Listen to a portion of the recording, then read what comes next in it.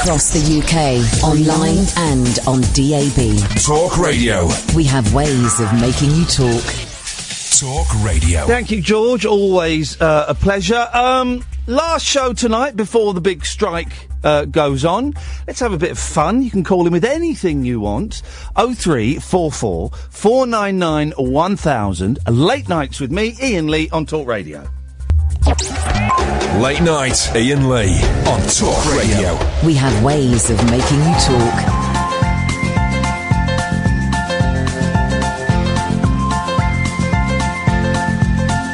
There's a voice that keeps on calling me down the road. It's where I'll always be.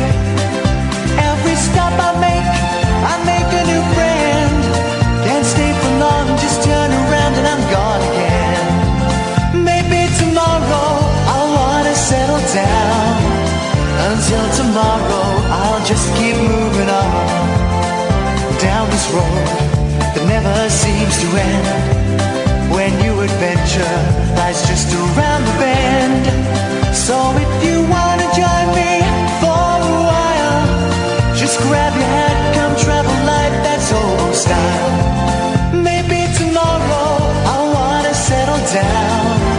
Until tomorrow, the whole world is my home. So if you wanna join me for a while, just grab your hat, come travel light, that's old style.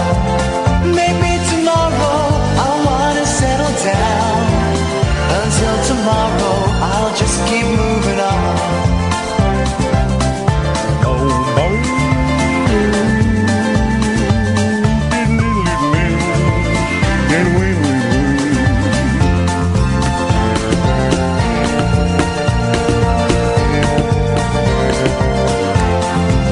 Maybe tomorrow I wanna settle down. Until tomorrow, I'll just keep moving on. There's a world that's waiting to unfold. I'm bored of that.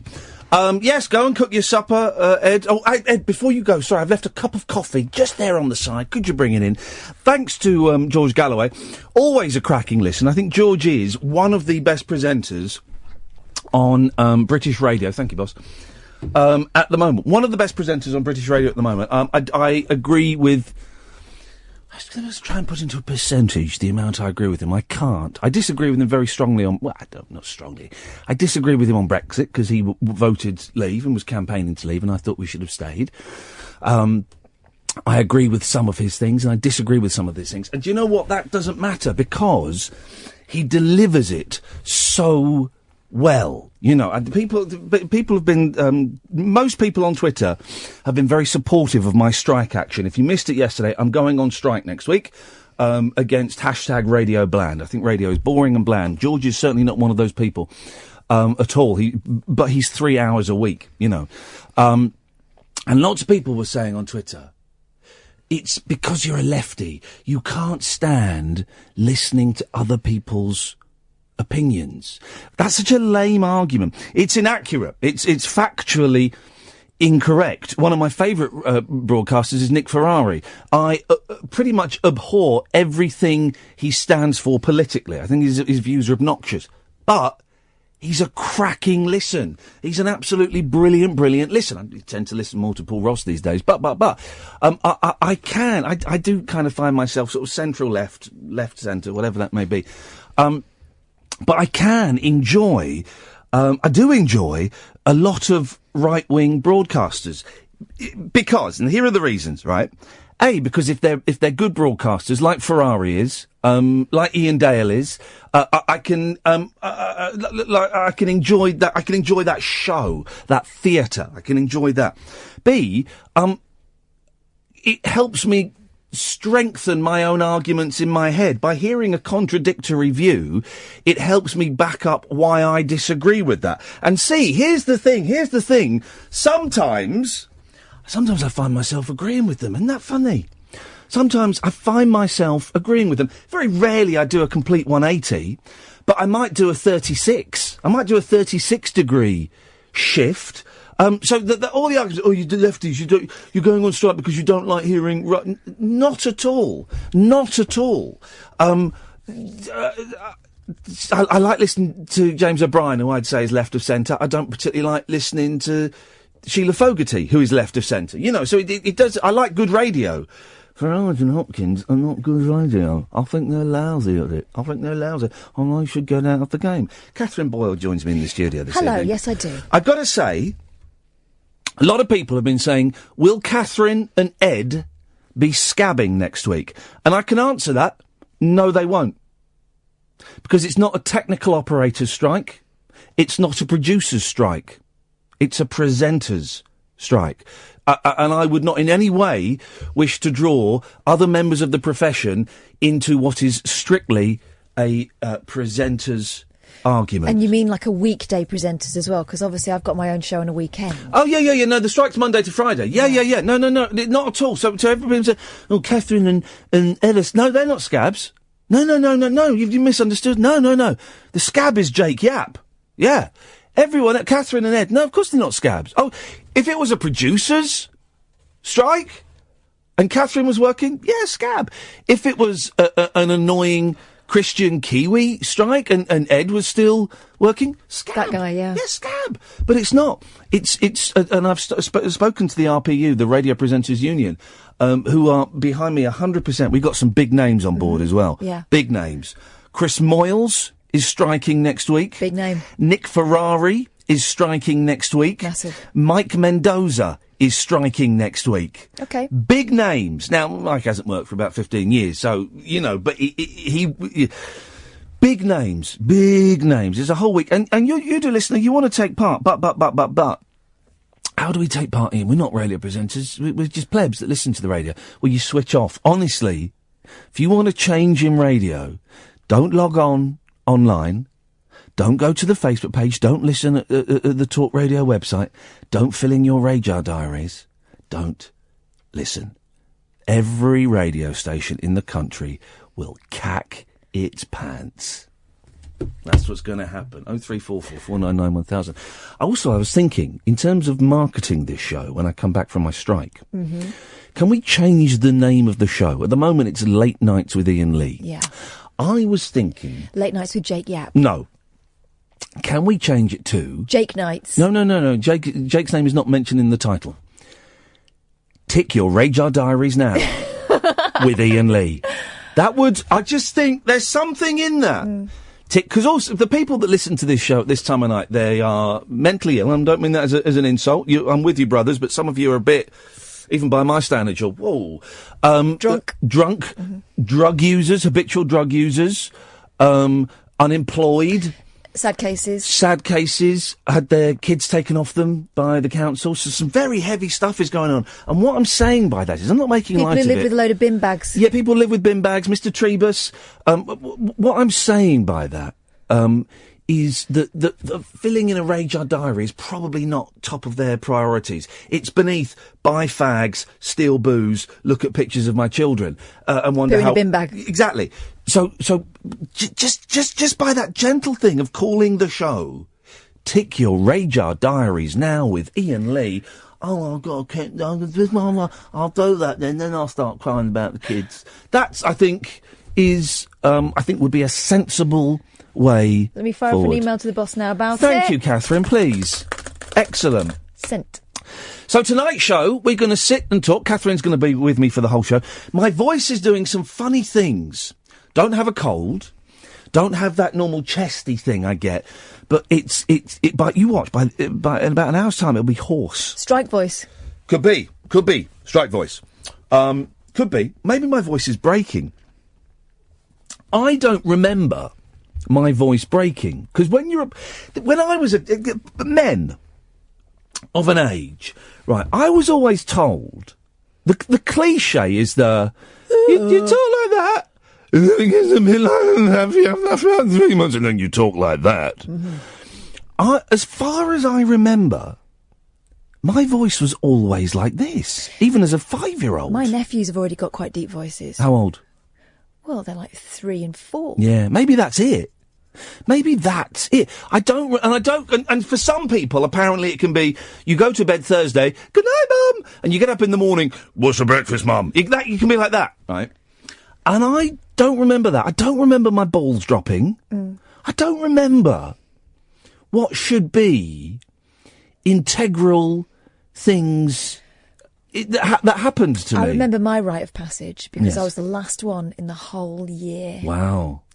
Well, there were 2 rites. Were we talking about losing your cherry? No. Okay. I wasn't talking about that passage. I was talking about bras. Oh. Right? Yes. Last one in the year to get a bra. I was in crop tops for way longer than I should have been. Yes. And well, you look boyish. All the other girls noticed, and my mum used to take me to Marks and Spencer every weekend to get measured for a bra, and every weekend they used to say I was too small. No. And I must improve my bust. She took me to Tammy Girl in the end, and she got me a 28 double A. And I couldn't fit my nose in that now. Wowzers. And then, with like... Yes, we can take periods freely. I've got no qualm about that. I bought some Tampax in a garage once. Did you have a nosebleed? No, why are you making jokes about it? No, I'm just asking. No, I didn't. I bought it for a girl who was on a period. Okay, I've got no qualms about talking about this stuff. You're a modern man. Normally you recoil and go, There's nothing... Anyway, there's nothing wrong with women menstruating. Okay, well... It's a bit weird, but... Anyway. Yes. So I was the last one in the year. Yeah. And, all of a sudden, my mum was getting phone calls from my friend's mum saying, congratulations. Oh. Because everyone knew. Congratulations. It's like a woo-woo! Finally. I don't remember any of, no, I don't remember my balls dropping, my voice breaking. Don't remember any of that. Does it, right. The balls thing, obviously I've not got a pair myself. Yeah. Is it a radical change? Well, I don't... Or does it happen really gradually? Well, I don't know. Like this a sumo. This is it. I don't remember. I don't remember. If anybody can remember, well, let's just take we've got mail callers on. Let's go to a random mail caller. Good evening, random mail caller. Do you remember when your balls dropped? I'm going to take that as a no.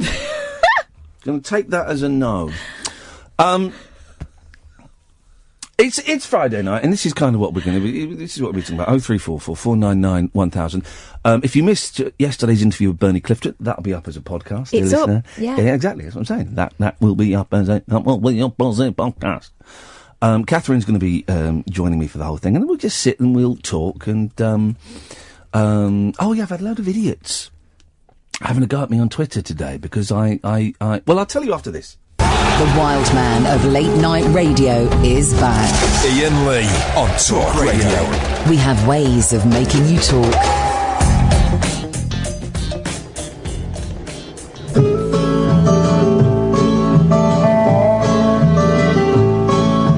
Damp patch on the skirting board, Martin Roberts. Wonky dido rail, Martin Roberts. Martin Roberts, he's got all your property needs. He will help you buy your house with Martin Roberts. Martin Roberts.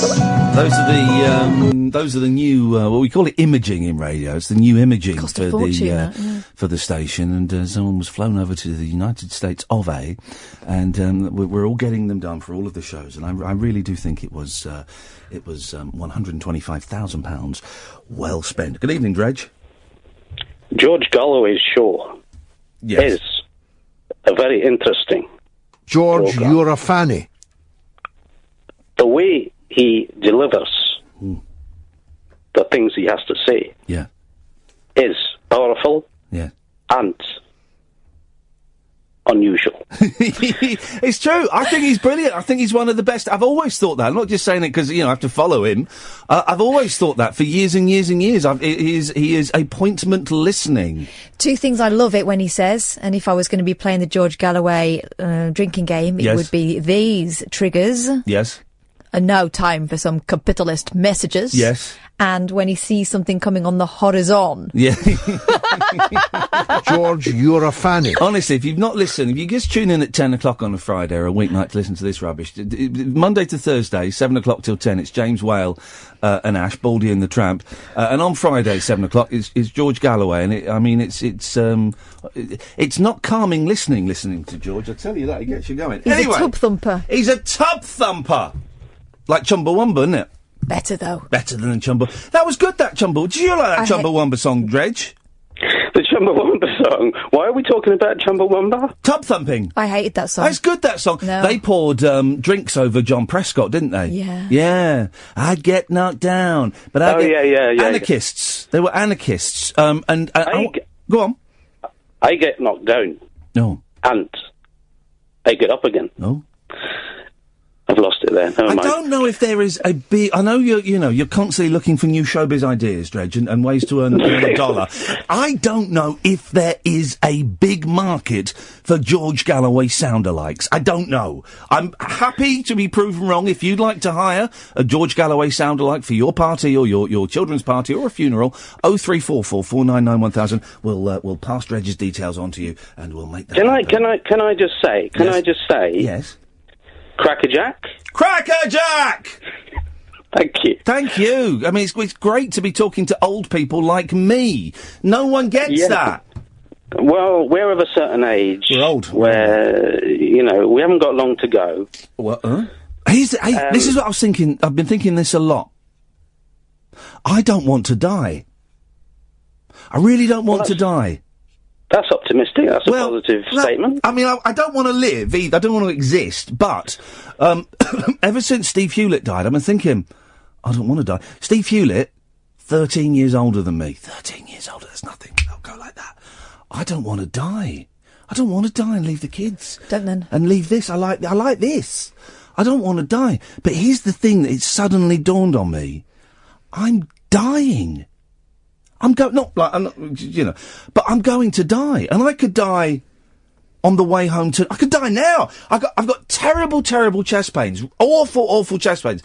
I've never had anything like it, and I think it's just these new meds I'm on. I've looked at the side effects. You can get terrible indigestion.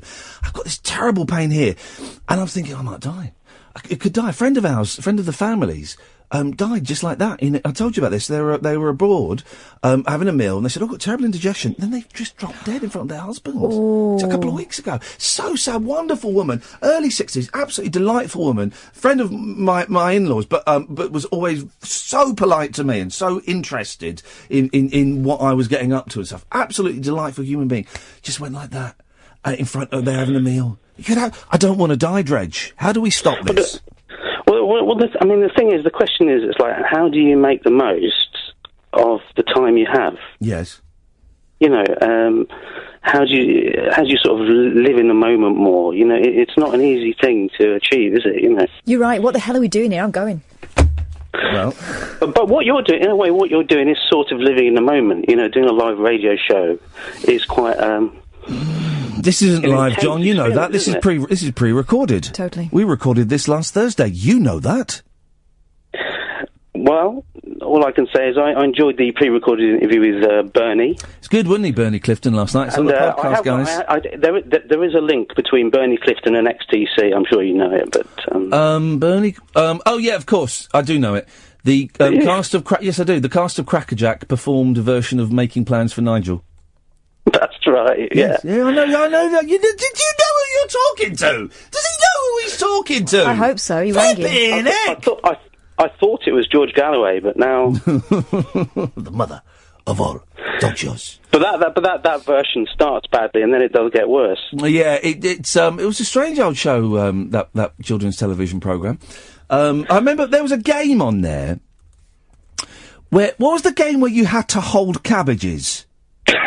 Oh, I remember that, for the prizes. I think you should do a radio version of that. Well, so you had to hold things, and if you dropped something, didn't you then have to hold a cabbage? Or were you given cabbages, and the person who's holding the most cabbages at the end got to go to that amazing table covered with scale extric, and there was always a black and white portable in the middle, and they always went for the black and white portable, because they were sensible.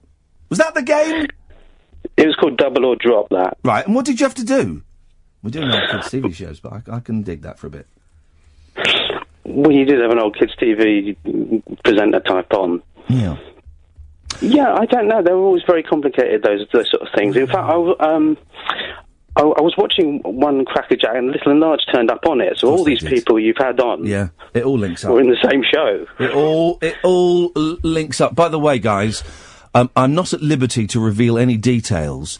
But people in the southwest of this great country of ours, the United Kingdom of Great Britain, Just be ready for me and Eddie Large, fingers crossed, might be doing a show together in the southwest of England. That could be happening. I don't want to say any more, but Lee and Large. Lee and Large, I know, Lee and Large, and I'm hopefully calling in a few favours from a few people as well to get some bits.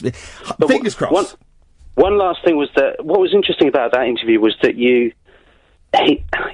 when you said that he had, that you asked him about them not getting on, yes, and that turned out to be wrong, and I thought that was true because you look on the internet and there's this article. Eddie Large, Large, yeah. The article was saying, they haven't spoken for years. And, I just sort of thought, that's a shame. And anyone looking online will obviously think, they haven't. But then I've got years. people... And yet that one interview, you blew that out of the water, and it just makes you think about things John, online like that. I've then had people, I've ordered the Eddie Large book, it was a penny. I've then had people saying that in his autobiography, Eddie Large says he fell out with Sid and didn't speak to him for years. Well, that's weird, isn't it? Which contradicts what he said. So, hey, listen, they're talking now. That's all that matters, and I'm really pleased that they are. But I shall be reading the book intently and going through it with a fine tooth comb. Have you got a fine tooth comb? Yeah, he combs his beard with it. Yeah, I do actually. Thank you very much indeed. What are you going to say? Oh, I've just heard back from Neil Sedaka's man. Yes, when's Neil Sedaka coming in? Not for the time being. Hey. But I said, consider it an open invitation. What? Give me the wording of his refusal. Catherine, thank you for your inquiry. Thanks for your inquiry. Please excuse the delay in my reply. I am unable to schedule, they say it wrong, schedule anything at this time. However, I'll be keeping your request on file in case some time may come up in the future. Hey. Have a wonderful weekend, best Rob. That's not a no. No. So, but we can say officially, Neil Sedaka's Neil coming Sedaka and Mark Hamill will both be coming on this show. At some point in the future. At some point in the future. Mm-hmm. I'll have a nice little think next week when I'm on the picket line of other people that we can invite in. The Bernie Clifton interview was a joy. We won't play them tonight. We'll play them when the strike's over. Rick Wakeman. A lot of you will know him from Grumpy Old Men. We touched on that briefly, but it was more a geeky music fest. Prog rock. It was very. We got straight in. First question was about Close to the Edge. Very proggy, very quickly, and what a delightful gentleman he was. Jill Gibson, fifth member of the Mamas and the Papas, third mama. And every time we mention Jill on Twitter, it's like, who? Right, yeah. Do you know what? It doesn't matter. The story she tells is brilliant. Trust us. People, so many people, look, we've mentioned various interviews in the past, they've gone, really? But then they might love John Lydon, but people's opinions have been changed. We only get people on that we think, that we know you're going to like. And there's only one interview we did where we pre-recorded it. We went, that was a bit dull, and we didn't put it out. We put it as a podcast because it just didn't work. I didn't connect with the gentleman, and maybe I was having a bad day, but it was quite a dull interview, so we didn't put it out. But trust me, this Jill Gibson interview. Fans of 60s music, of pop culture, of psychedelia, of controversy, of sexual shenanigans, of bullying in the workplace, fans of all of those things will be satisfied. These guys make Fleetwood Mac look like one big happy family. Well, I mean, John Phillips and Happy Families. Well, exactly. 0344 499 1000. Late Nights with Iain Lee on Talk Radio. The radio show for people who know the best part of the day is the night. Late Night Iain Lee on Talk Radio. We have ways of making you talk. A leisurely Friday evening. I'll tell you about my day a bit later on, and how I refused to go on television with Nigel Farage a bit later. Angela. Hi, Ian and Catherine. How are you tonight? Catherine has nipped out to get me some water because my throat is playing up, but she'll be back very, very soon. How are you tonight, Angela? I'm all right. I was talking to a couple of my best female friends. Yes, lady friends. Yeah, lady friends. And they asked me to ask you your advice. Oh. On the subject I spoke to them. Yeah. But I don't know how you take it. Hey, listen, I'm unshockable. Okay. Just type them on Facebook. What it is, just me and you in it. Yeah. Do you believe in alien adoption? Sorry? Alien adoption. Wow, that wasn't where I was expecting it to go. Let me put this cigarette out. Sorry, I shouldn't really be smoking in the studio. I definitely believe that there are aliens. I believe that there is life out in other parts of the universe. I believe that is a mathematical probability. I believe that people have seen UFOs. I am open-minded about alien abduction. Why do you ask, Angela? Have you been abducted and probed? No, not like that. I was telling my friends. Yes. And they thought it wasn't like me to have a panic attack on the stairs. Because what it was... So it wasn't you, Okay. it was a friend of yours got abducted by an alien. No, it was like... Hang on, go to the turn. Take Is your time. that better? Yeah, that's better. Take your time. Can you hear me? Yes, I can hear you, yeah. What it is, I came back from my craft club. Your cock club? A craft club. My knitting club. Crack club? Yeah. Yeah, knitting club. Well, you'll go and sit and smoke crack? No, knitting club. Well, oh, I thought you said... Okay, so... and what do you call it? A crap club? No, craft club. Crack club? Yeah, craft. Crack. Oh, craft Yeah, club. craft. I'm so sorry. First of all, I thought you said cock club, then crack club. It's craft club. Yes, okay. Craft club, yeah. Yeah, well, I come back on my scooter because I couldn't manage my walking that day because it was quite painful. Yeah. So my partner brought the scooter back upstairs. Yes. So this is about 11 o'clock-ish. Yeah. And I said, oh, okay. And then I was in the living room and I felt like I passed out. Yeah. And then I heard called my partner from upstairs. Yeah. And I came down, mission downstairs. Yes. And the door was open, and I shut the door. I know I did. Yeah. And then I went back upstairs and looked for him in the bedroom. He said he was in the bedroom. He wasn't. And then I called all my neighbours. Yeah. They weren't around, but somewhere in town. Yeah. Sorry. That's okay. And I just feel a bit strange. Hang on. What, tonight? No, yesterday. It happened in the day. What were you... All right, let me ask some important questions. What were you making at Crack Club? Crack Club. What was I making? A clothesline. I was doing a blanket. Blanket, okay. And what colours were you using in the blanket? Pink. Okay, pink blanket. Beautiful, lovely. Yeah. Comforting. And you say your partner called you from upstairs? Yeah. But you went upstairs and he wasn't there? No, he wasn't there. And I had a bit of a panic attack. Yeah. I sat on the stairs outside my flat and I was crying my eyes out. Wow. And I didn't know what to do. Right, and when did has your partner returned? Yeah, he's back home now. When did he appear again? Well, he said he was always upstairs, but he wasn't, because I always check the bedroom when I go past my bedroom into the bathroom or something. I always check that bedroom. And he has no recollection of being abducted by aliens? No. Have you checked his anus? His bum hole, to use... I don't know what you'd call it, a bum hole? Yeah, I checked. You checked it? Mm-hmm. And what did you see on his bum hole? Nothing, everything's fine. Fine. I've checked all my legs and that. You checked your own bum hole? Yeah, my partner checked me in bum hole, yeah. But your partner... I checked, there's no unusual marks. There's no unusual marks? No. Just the usual skidders? Yeah, like eczema and stuff. Okay. This is incredible. I wish it's not like this. I wish we had Joe Lavens on, but I've heard Professor Joe Lavens has been arrested. That's a different thing. Well, that's incredible, Angela. We'll certainly put it out there and see if anybody can help. I don't want you to think I'm weird. No, not at all. Nothing weird about checking your partner's bumhole. No, like that. More people should check each other's bumholes. It's just skin. It's just skin, and well, if you're lucky. Hopefully. Angela, I really appreciate that. Do keep us informed. It just goes to show, doesn't it? There's so much in this universe that we don't know anything about. I mean, I know more about her and her partner's bumholes than I would have liked to have known.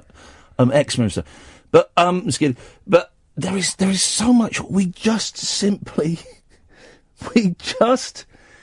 I'm laughing because I'm scared. There's so much we just simply don't know about the universe and bumholes. Nigel! Hello there. How do I follow that? How do you... Well, Bend over. How are you? Oh, dear. Yeah, looking forward to the strike. Feeling powerful and militant.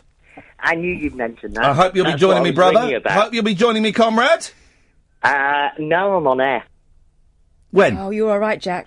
I'm on air Monday. Well, tomorrow, in fact. Well, tomorrow's fine. It's Monday to Friday. Tomorrow, Sunday. Right, Sunday's fine. I'm on air Sunday night. Right, that's fine. And then I'm on air Monday. No. Till Thursday. No, well, I am asking you, as a brother presenter, to go on strike with me, to join me in calling out the cowardly suits. Boy, oh boy, you should have seen. I came into work really early today because I knew that my boss would be furious. Denny was livid. Get into my office now. What is all this? He's excited.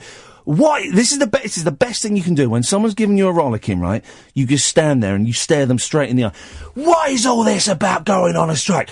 You saying radio's bland? What are you talking about? I spent a year planning this effing station, and I've got some of the best effing talent in this. How dare you say this station? Effing. And he went on and on and on, right? And eventually he ran out of steam. He's only a tiny fella. You can put him in his pocket. He ran out of steam, right? And I was silent for about 20 seconds. 20 seconds may not seem like a long time, but when someone's just shouted at you and they're sweating and panting, it's powerful. And I said, have you quite finished, Denny? Oh. He went, yeah, I have. I said, look into your heart. Look into your soul. You know what I am saying is right. And then he came up with all these excuses about how they couldn't afford Ferrari and all this kind of stuff, right? Contract. And then I said, listen, Denny, I'm furious with you because you've changed the Talk Radio website. Not to say Ian won't be here because of strike action. Because of his principles. Yeah. You put Ian's having a well-deserved week off. Jake Yapp filling in for him. I said, that's unfair on Jake Yapp, and I'm not knocking him for being a scab. But he is. That's unfair on me. That's unfair on the listener. I am well within my... I'm not finished.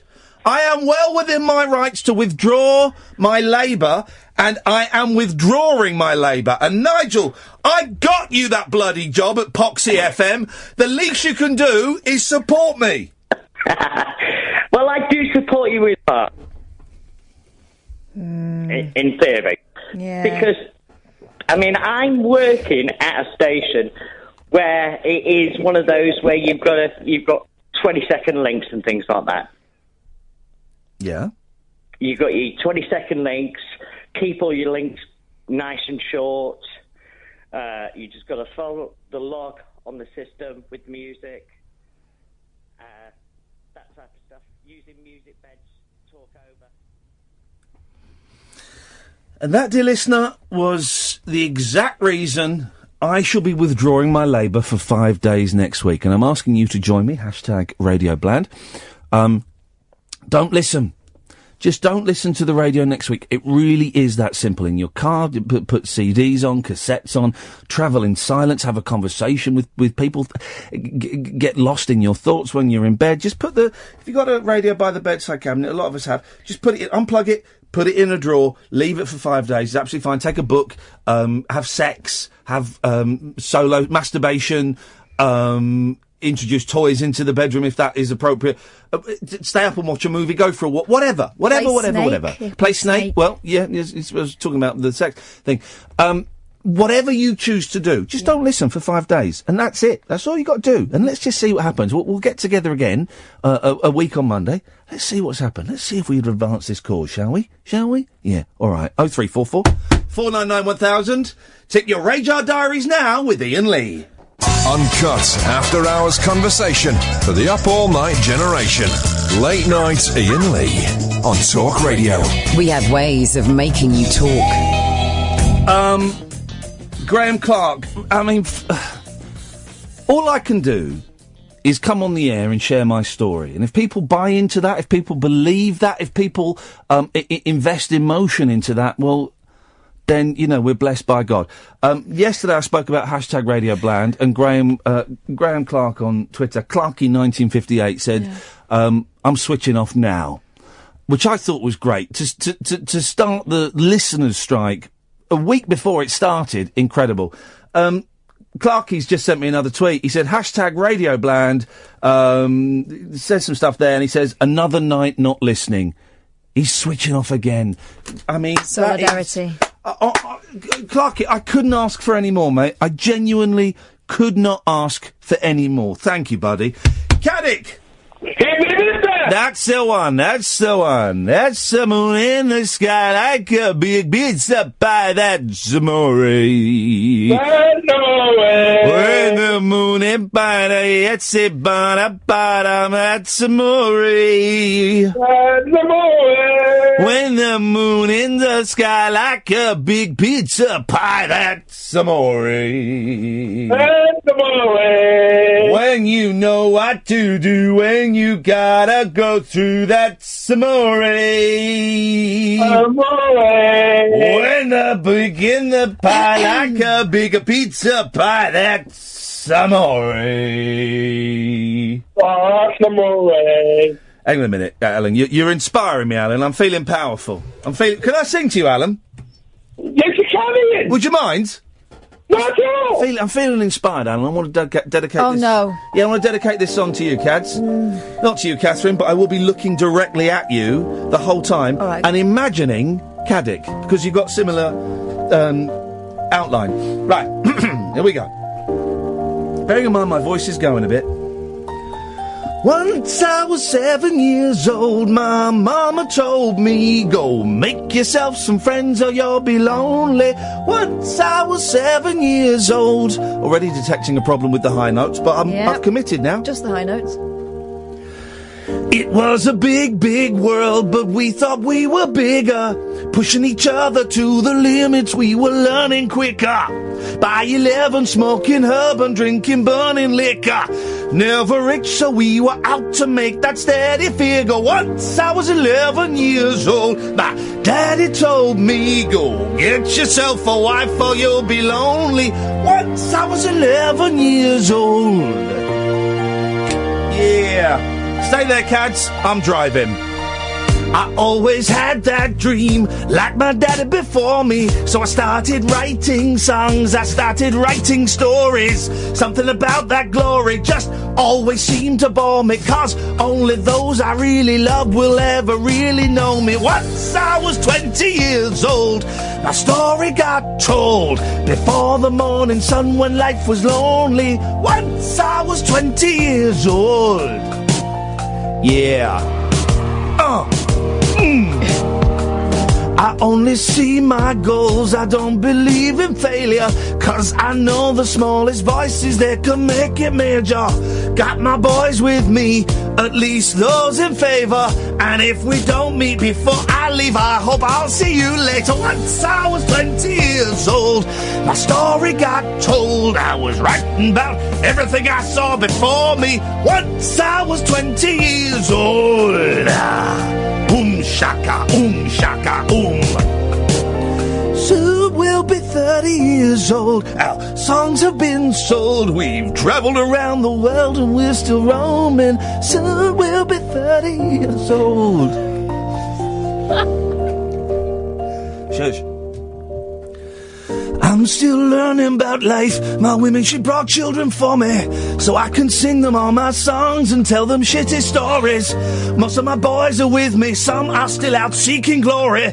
Some I had to leave behind. My brother, I'm still sorry. Soon I'll be 60 years old. My daddy got 61. Remember life, and then your life becomes a better one. So I made a man so happy when I wrote a letter once. I hope my children come and visit once or twice a month. Soon I'll be 60 years old. Well, I think the world is cold. Will I have a lot of children who could... That's weird. Soon I'll be 60 years old.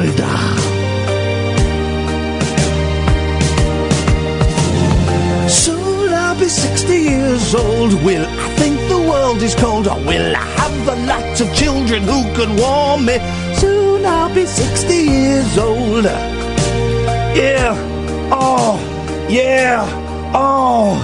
Once I was 7 years old, my mama told me, go make yourself some friends or you'll be lonely. Once I was 7 years old. I'm a bit of a thrombo, eh? Once I was 7 years old. Thank you. Thank you. Oh. Thank you. You're right. Oh, lovely. I'm absolutely... God, blimey. He's lucky he's only had one hit, because that takes a lot out of you performing that. Caddick, thanks for your call, mate. Oh, yeah. There we go. Right. 0344 499 1000 is the... I'm absolutely... I need just have a drink of water and some deep breaths. I need to play an ad, hang on.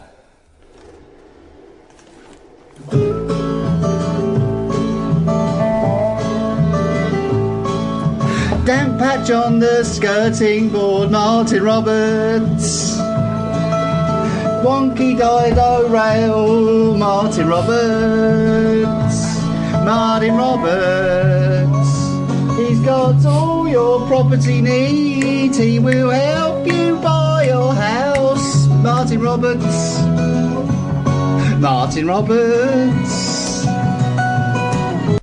And like that, it's good that. 0344 499 1000 is the telephone number. Tick your radar diaries now with Iain Lee on Talk Radio. Something's happening to me. Maybe my voice is breaking now. I think what's happening is that your voice is broken. Is withdrawing its labour. That's rude. So today I was booked to appear on Sam Delaney's television show. I do it every 5 or 6 weeks. It's a few quid, and I like Sam, and it's relatively easy work. And as I was doing, I had a text from my friend Alex Lowe, who said, I'm doing Sam's thing today, he said to me in the text, but I'm a bit concerned because I'm going to be doing a character and I'm going to confront Nigel Farage. Right? Yeah. And I went, oh, I'm going to be there. I'll see you there. I'm going to be there. It'll be nice to see you. And then I thought, oh, I didn't... Normally I've guessed that when I've been there before, they've had Stephen Wolfe on, they've had Ken Livingstone, Prescott I think they had on once when I was there. And it's been fine, it's been all right. And but I just thought, Nigel Farage, that sits uncomfortably with me. It sits uncomfortably with me. And a lot of what I'm about to tell you, a lot of my day today has been based on emotion and gut feeling. And that's it. And I don't always go with emotion and gut feeling. I like to ignore the knee-jerk reaction and kind of see past that and go to the second thing. But my knee-jerk reaction was, I don't want to be on a television show with that man, because and then my kind of slightly lazy sixth form argument was, I don't want to be seen to be part... Remember there was that clip before the American election with that Jimmy Kibbles. Jimmy Kibbles. And with Donald Trump. And he did the thing where he roughed his hair. Mm-hmm. And a lot of people say that was a significant turning point for Donald Trump, and that it humanised him. And it meant that America was being told that it could ignore all the pussy grabbing and all of the misogyny and all of the implied racism and overt racism. That could be put to one side, and the entertainer, the showbiz Donald Trump, we could vote for that. And I think that has happened over here with Boris Johnson. I refuse to call him Boris. He is Boris Johnson. Tory MP Boris Johnson. Foreign Secretary Boris Johnson. He was, but remember talking to Scoins about this, we'd always call him the Mayor of London Boris Johnson. Yeah. Never call him Boris, because none of his Bojo stuff. The Boris makes him a fun, friendly cartoon character. And I quite seriously believe that Boris Johnson has not got an ounce of moral fibre in his body, and that every political decision Boris Johnson has made has not been for the benefit of this country. It has been for the benefit of Boris Johnson. I genuinely believe that, okay? And the press desensitised us, normalised us. I don't know what the right word is, but the press made Boris Johnson into Bojo, the lovable cartoon character. It disarmed character. us. And apparently he does a thing, just before he's about to go on camera, he ruffles the hair, so he's like... And I think the same thing has been done with Nigel Farage. Now, I voted to remain, but I'm not one of those people that thinks we should have another referendum. I think, that yes, people were lied to, but the result of the referendum was to leave, and I think we should do it. As much as it pains me to say that, I think we should do it, and I think we should crack on with it. But I do think that Farage... I mean, we have callers to this show who, because of what he set out to achieve... Their lives are now in turmoil now, because they've lived in this country for years and they don't know if they'll be able to stay in this country. So there are people living in fear of their lives being turned completely upside down because of what he's done. He's tricked people by, we're going to bash out the elite, but we're going to vote against the elite. Well, hang on a minute, mate. You're a millionaire. I was on a panel with someone today who didn't know he was a millionaire. He is the elite, and I find a lot of his views abhorrent. And all of this was kind of floating around my head, and I thought, I'm booked to do this show, and I'd really rather not. So I straight away sent a text to the producer saying, the way the show would work, there's three of you on a panel being interviewed by Sam, you do some funny stuff, then it cuts to the guest being interviewed, and it cuts back to shots of the panel, and you all kind of sit there laughing or looking aghast or whatever. Then at the end, all of you have a picture taken together, and they send that out as a thing. And I texted Ben, the producer, who was brilliant about it, and I said, Ben, I'm really uncomfortable being on a show with Nigel Farage, but I don't want to let you down. You've booked me, and I know you won't get anyone, I'm due in an hour. So here's my compromise. I would like to do my bit, and then when I would normally be sat there watching the interview, I would like to leave, please. I don't want to be in the studio with him. I don't want to be sat there to be seen to be encouraging him. And I'm going to refuse to take part in the group photo at the end of it. And he replied going, oh yeah, that'll be fine. Of course that'll be fine. And he was absolutely great. And the whole production, it was a bit weird, and the whole production team were great, and they let me do that. And I kind of thought, well, maybe I should have pulled out of the show, but I'd made a commitment. It wasn't about the money, although the money's quite good, but I'd made a commitment, and if I'd known the night before, it would have been easier to pull out, because they would have stood a better chance of getting somewhere. And so I explained all of this on Twitter on the way, just because I felt I should say something. And as I predicted, lots of people went, yeah, well done, you've done a great thing. But also a significant number of people went, oh, you tosser, you're just scared of listening to someone else's opinion. And it's now grown into some people saying that I walked out on an interview with Farage, the implication being I was supposed to interview him. I was never meant to talk to him. I never walked out of anything. When I left the studio, it was done off camera. It wasn't right, I'm off now. It was, they stopped filming, they said, Ian, you can go now. I went, thank you very much. I didn't see Farage. I didn't, I knew what room he was in, but he didn't come out of the room while I was there. I wasn't rude to the man. I'm pretty sure he doesn't know what I did, or who I am, or why I did what I did. And even if he did know, he wouldn't give a stuff, so in no way. And I was never going to speak to him. I was never going to be able to engage with him or challenge him. There was certainly no point doing it in the green room. Where would that get everybody? So that was my decision today, and it was based on instinct, it was based on emotion, it was based on gut, it was based on what I guess you could call principles. I don't know. And I've had people saying they're not going to listen to the show anymore. They're not going to listen to the show anymore. Well, hang on a minute. You're all talking about free speech, and we're allowed to say what we can't say what we want. Well, I've said what I want to say, and that's my opinion. So that was my day today. You may have some thoughts on it, you may not, I don't know, but it was, it felt weird, and I apologised to Ben afterwards. I said, I'm really sorry for my sixth form politics kind of getting in the way, but I can't be part of that machine that does that, and I think, we're doing ourselves a disservice. I think he's odious. Anyway, 0344 499 1000 if you want to call in about that, or anything else at all. Late Nights with Iain Lee on Talk Radio.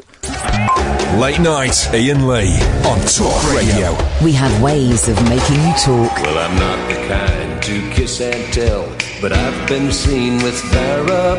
I've never been with anything less than a 9. So fine, I've been on fire with Sally Field, gone past with a girl named Bo, but somehow they just don't end up as mine. It's a death-defying life I lead. I take my chances. I die for living in the movies and TV. But the hardest thing I ever do is watch my leading ladies kiss some other guy while I'm bandaging my knee. I might fall from a tall building, I might roll a brand new car, 'cause I'm the unknown stuntman that made Redford such a star.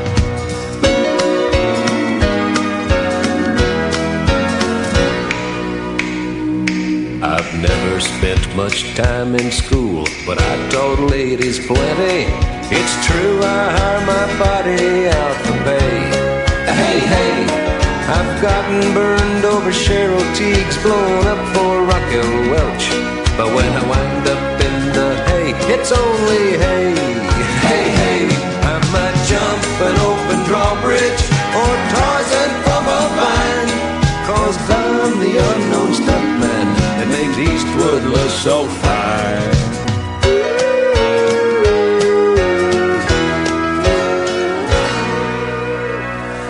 Evening, dear listener. Take your radio diaries now with Iain Lee. Catherine Boyle is in the studio.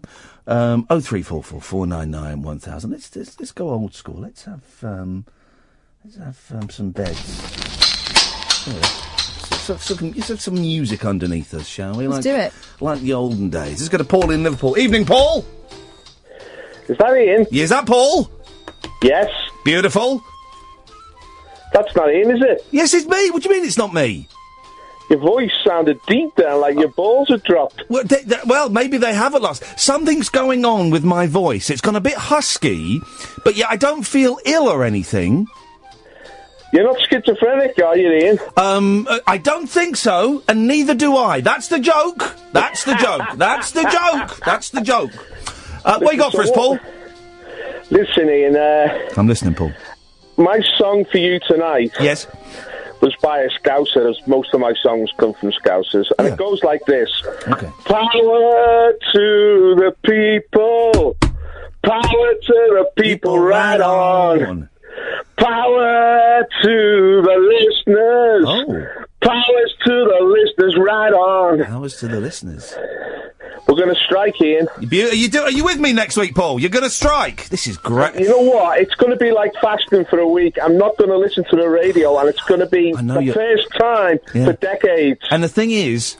Because I'm a radio buff, man. Yeah, I know. And the thing is, I know you really mean this as well. That's what's so beautiful. I'm not listening. I'm not performing. I'm not listening. Have you spoken to the people of Liverpool? Is Liverpool with you?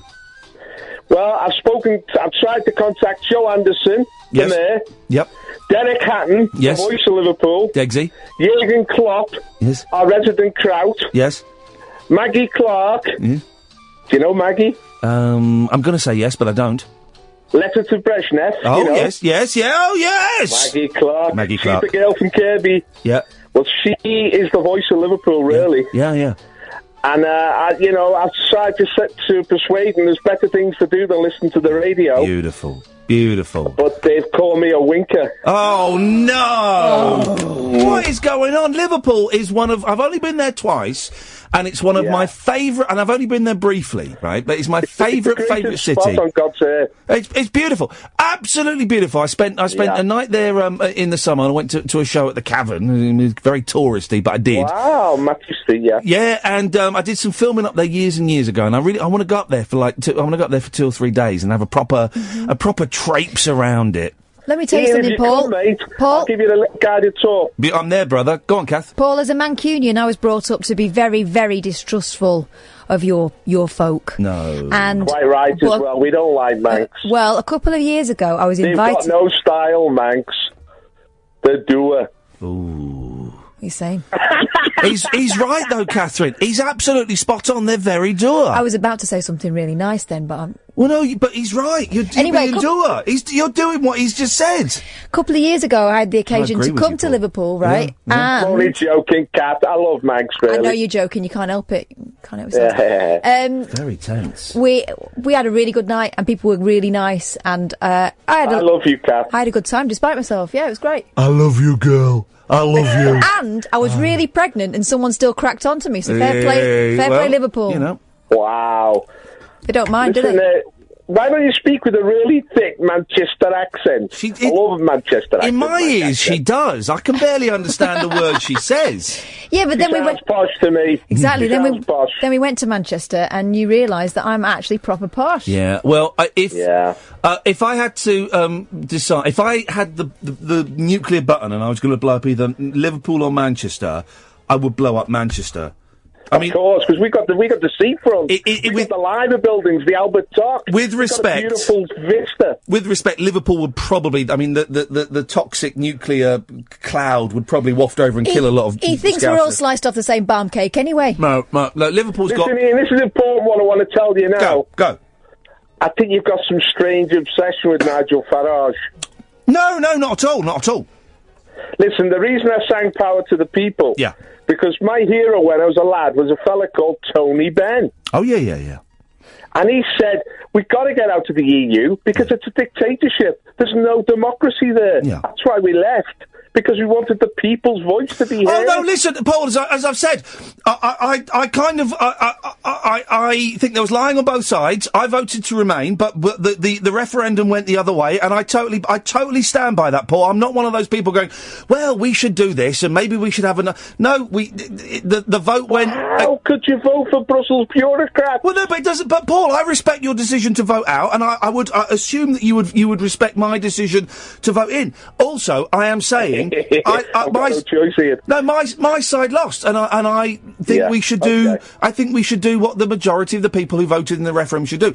And I'm not obsessed with Farage, but it was just today. It was just today that I was booked to be on a show with him, and it made me uncomfortable, Paul. And I know to a lot of people he's a hero. He isn't to me. It doesn't really make much of an impact on me. But I want to ask you this, Ian. Go. When you look to the future, do you see a sun rising? Or do you see a sun setting? Well, it depends which direction I'm facing, Paul. Well, the future, not the past. Thanks for calling, Paul.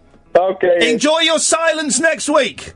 Oh, it's going to be hell. Yeah. Well, it will be. It will be. He's silence in his house. Never going to happen. Radio silence is radio silence. Dennis. Good morning. Good evening, Dennis. It's 10 Good evening, past 11. That idiot from Liverpool talking about. What, sorry? Scouser, bloody hell. They can't even speak English to start with. Right, well, at least he knows how to turn the radio off. Okay. Radio silent. Right. Oh, good. They don't even speak English in Liverpool. Yes, well, okay. They're usually Irish, with their brains kicked out. Yes, you talk to him, Kath. I can't understand a word he's saying.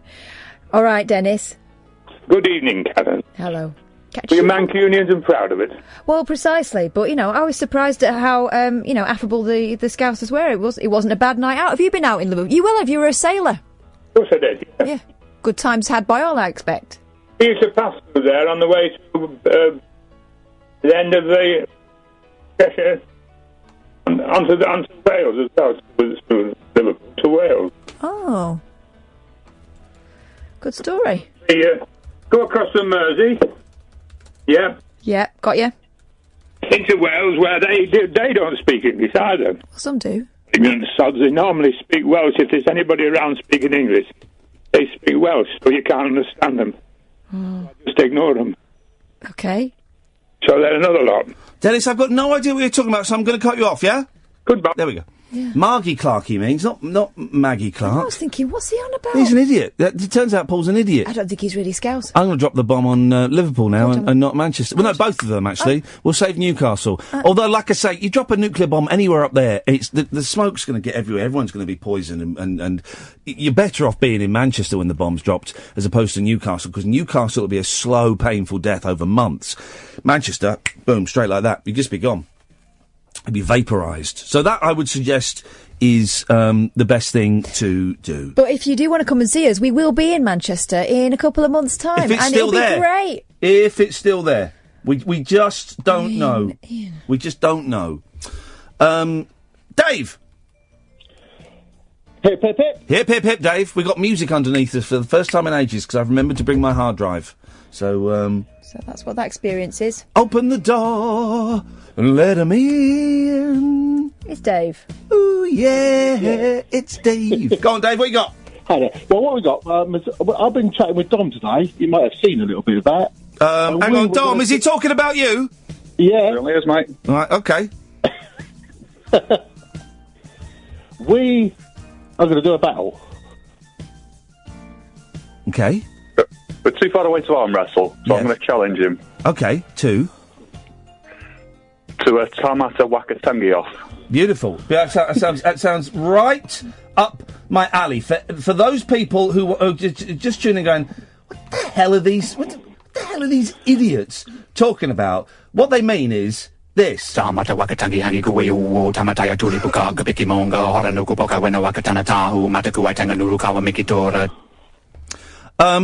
Right. We're gonna decide who's gonna go first. I haven't got any coins. I never have any coins. I haven't had any coins for ages. Ed, have you got a coin? Can you turn your microphone on, Ed? Turn your microphone on. We're gonna have a live toin cost. Toin cost. Right.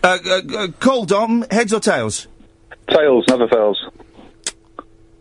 What is it? It's tails. It's tails. So, Dom, you decide. You go first or second?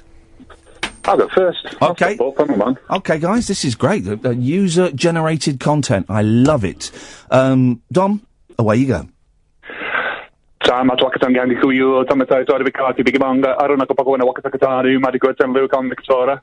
Okay, it was fast. I'll say that much, but you certainly stumbled over some of it. Dave, over to you. Thanks for calling, Dave. Dom, you're the champion. Well done. Get in there. Oh, by the way. Yes? We drop a bomb in Liverpool. Will anyone notice? Hey! I'm going to drop a bomb on Dom. Drop a bomb on Dom. 0344 499 1000. Late nights with Iain Lee on Talk Radio. Late night, Iain Lee on Talk Radio. We'll get you talking. I've just tweeted Mike Graham to see if him and his co-host, couldn't remember his name, so I just said Fishface.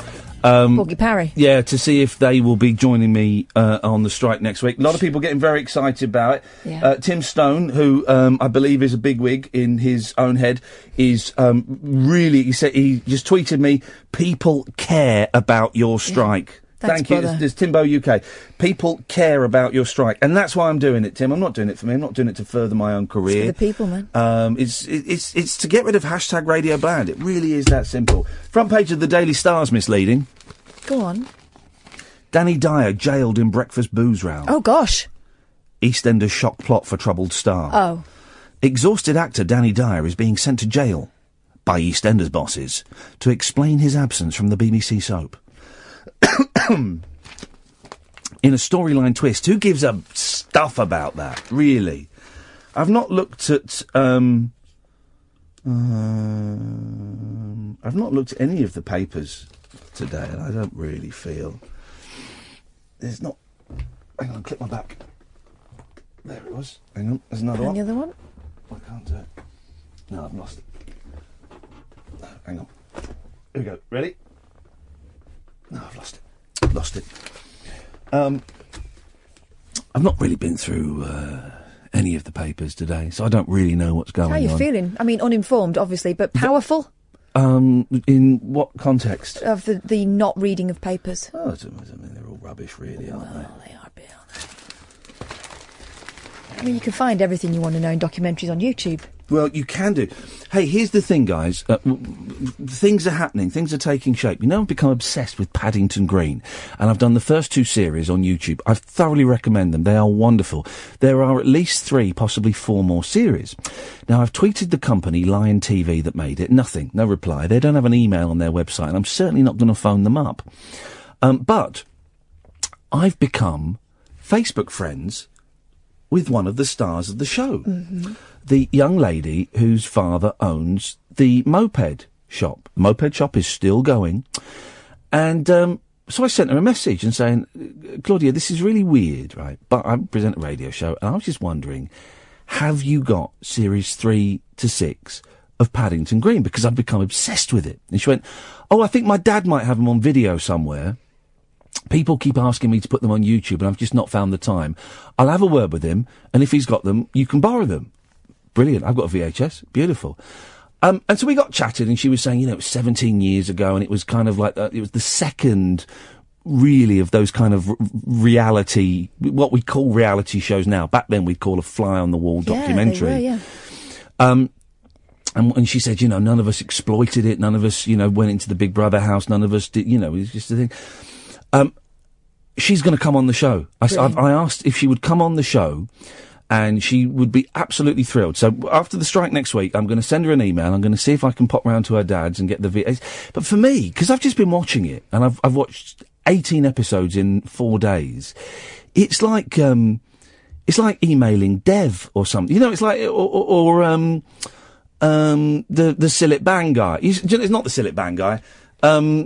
Sid Owen or something, and then replying and going, oh, yeah, come round and we'll sort out all this. So it's very, very exciting. Now, here's the thing. I'm still looking for Jackie McCullough, who was the transsexual, who was a very skilled pianist and was also working, at least in the first 2 series, as a sex worker. I'm still trying to find her. Love to invite her on the show and have a chat. Don't we believe she went away for a while and then came back? Yeah, abroad? I think she might have gone to Spain. Yeah. She had a CD out. Anyway, so I'd like to speak to her. So if anybody knows, Iain at iainlee.com, please. And it'll be a very gushing interview. But to fill the gap of Paddington Green, I've started watching A Life of Grime. And now, this went on for 8 series, right, narrated by John Peel and then Arthur Smith. There are only about 3 or 4 episodes on YouTube, and I can't find any others. Now, I found the name of an executive producer who would have worked on at least 1 series, but I'm struggling to find an email. So if anybody knows where I can get hold of all 8 series of A Life of Grime, there will be someone listening to this who's got them in their loft on VHS. There will be someone. I know there will be. So if you can help with that, 0344 499 1000, or send an email to Iain at iainlee.com, because I've become addicted to them. Paul talking about being addicted to the radio. Well, I've got the same thing with these programs. We watched 1.5 episodes of Life of Grime, the Christmas special where they found a dead baby in a wall. Dark, wasn't it? Yeah, Christmas special, dead baby in a wall. And what happened Mr. in the Trebus. Mr. Trebus, Up the scaffolding. Go and shove it up your chaffer. It really is a great... Up your chaffer! The weird thing was, right, that was what, 1990... 99, 2000, yeah. It looks like the 80s already. Like, all the cars look really boxy and old-fashioned. When the police turned up, it was hilarious, because it was like they were in sort of bumper cars. Yeah. Just... But I loved it because a lot of that was in Crouch End, and I lived in Crouch End. Well, I did live in Crouch End then, in Muswell Hill. But also it was so unknowing, right? You watch what should be a fly in the wall documentary now that's what they call them, reality TV now. Yeah. It's all staged, and if it's not staged, then the people in it know. Yeah. That they can get more out of it, and No, it's staged. We were watching that Caravan Club on 5 tonight, and it was all right. Carry on, Caravan. And I quite enjoyed it, but every shot was set up. Yeah. The thing with the fire, the smoke alarm's going off, and he's phoning his wife. Oh, hang on a minute. There's a film crew where she is, and there's a film crew where he is. It was... Every bit of that was completely set up. And that big lad constantly stripping off in public as well. And with A Life of Grime and Paddington Green... You get the feeling that none of it's set up, because actually some of it's quite dull in what quite mundane, not dull, mundane in what they're doing. Yeah, there was that delicious bit with the two council workers sitting on a bench having a cup of tea. Yeah. Having a really natural conversation. And it didn't really lead anywhere. It was all very slow, long scenes. But it was brilliant. Yeah.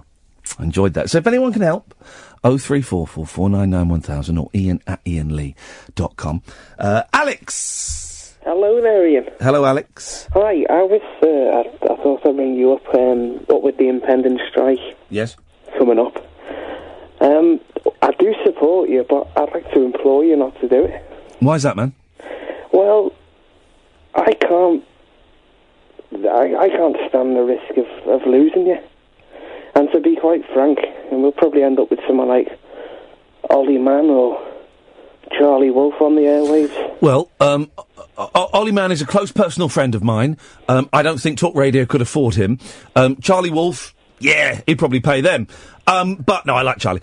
But Alex, I am well within my rights to withdraw my Labour. No, I know. I agree. And I'm doing it for you, Alex. I'm doing it for you. I'm doing it for people like Tim, who's supporting me on Twitter. I'm doing it for you. Hashtag Radio Bland. You deserve better, Alex. Well, I agree. I agree. For years, I've been a bit of a radio buff. Enjoyed you. Enjoyed, back in the day, Tommy Boyd. Yep. James Whale. I even remember when the old Talk Radio started, Jeremy Beadle on Sunday night. Yep, Beadlebum. Yep. I used to love listening to that. There's Mike Dickin, people like that. Yeah. Fantastic. You love Mike Dickin?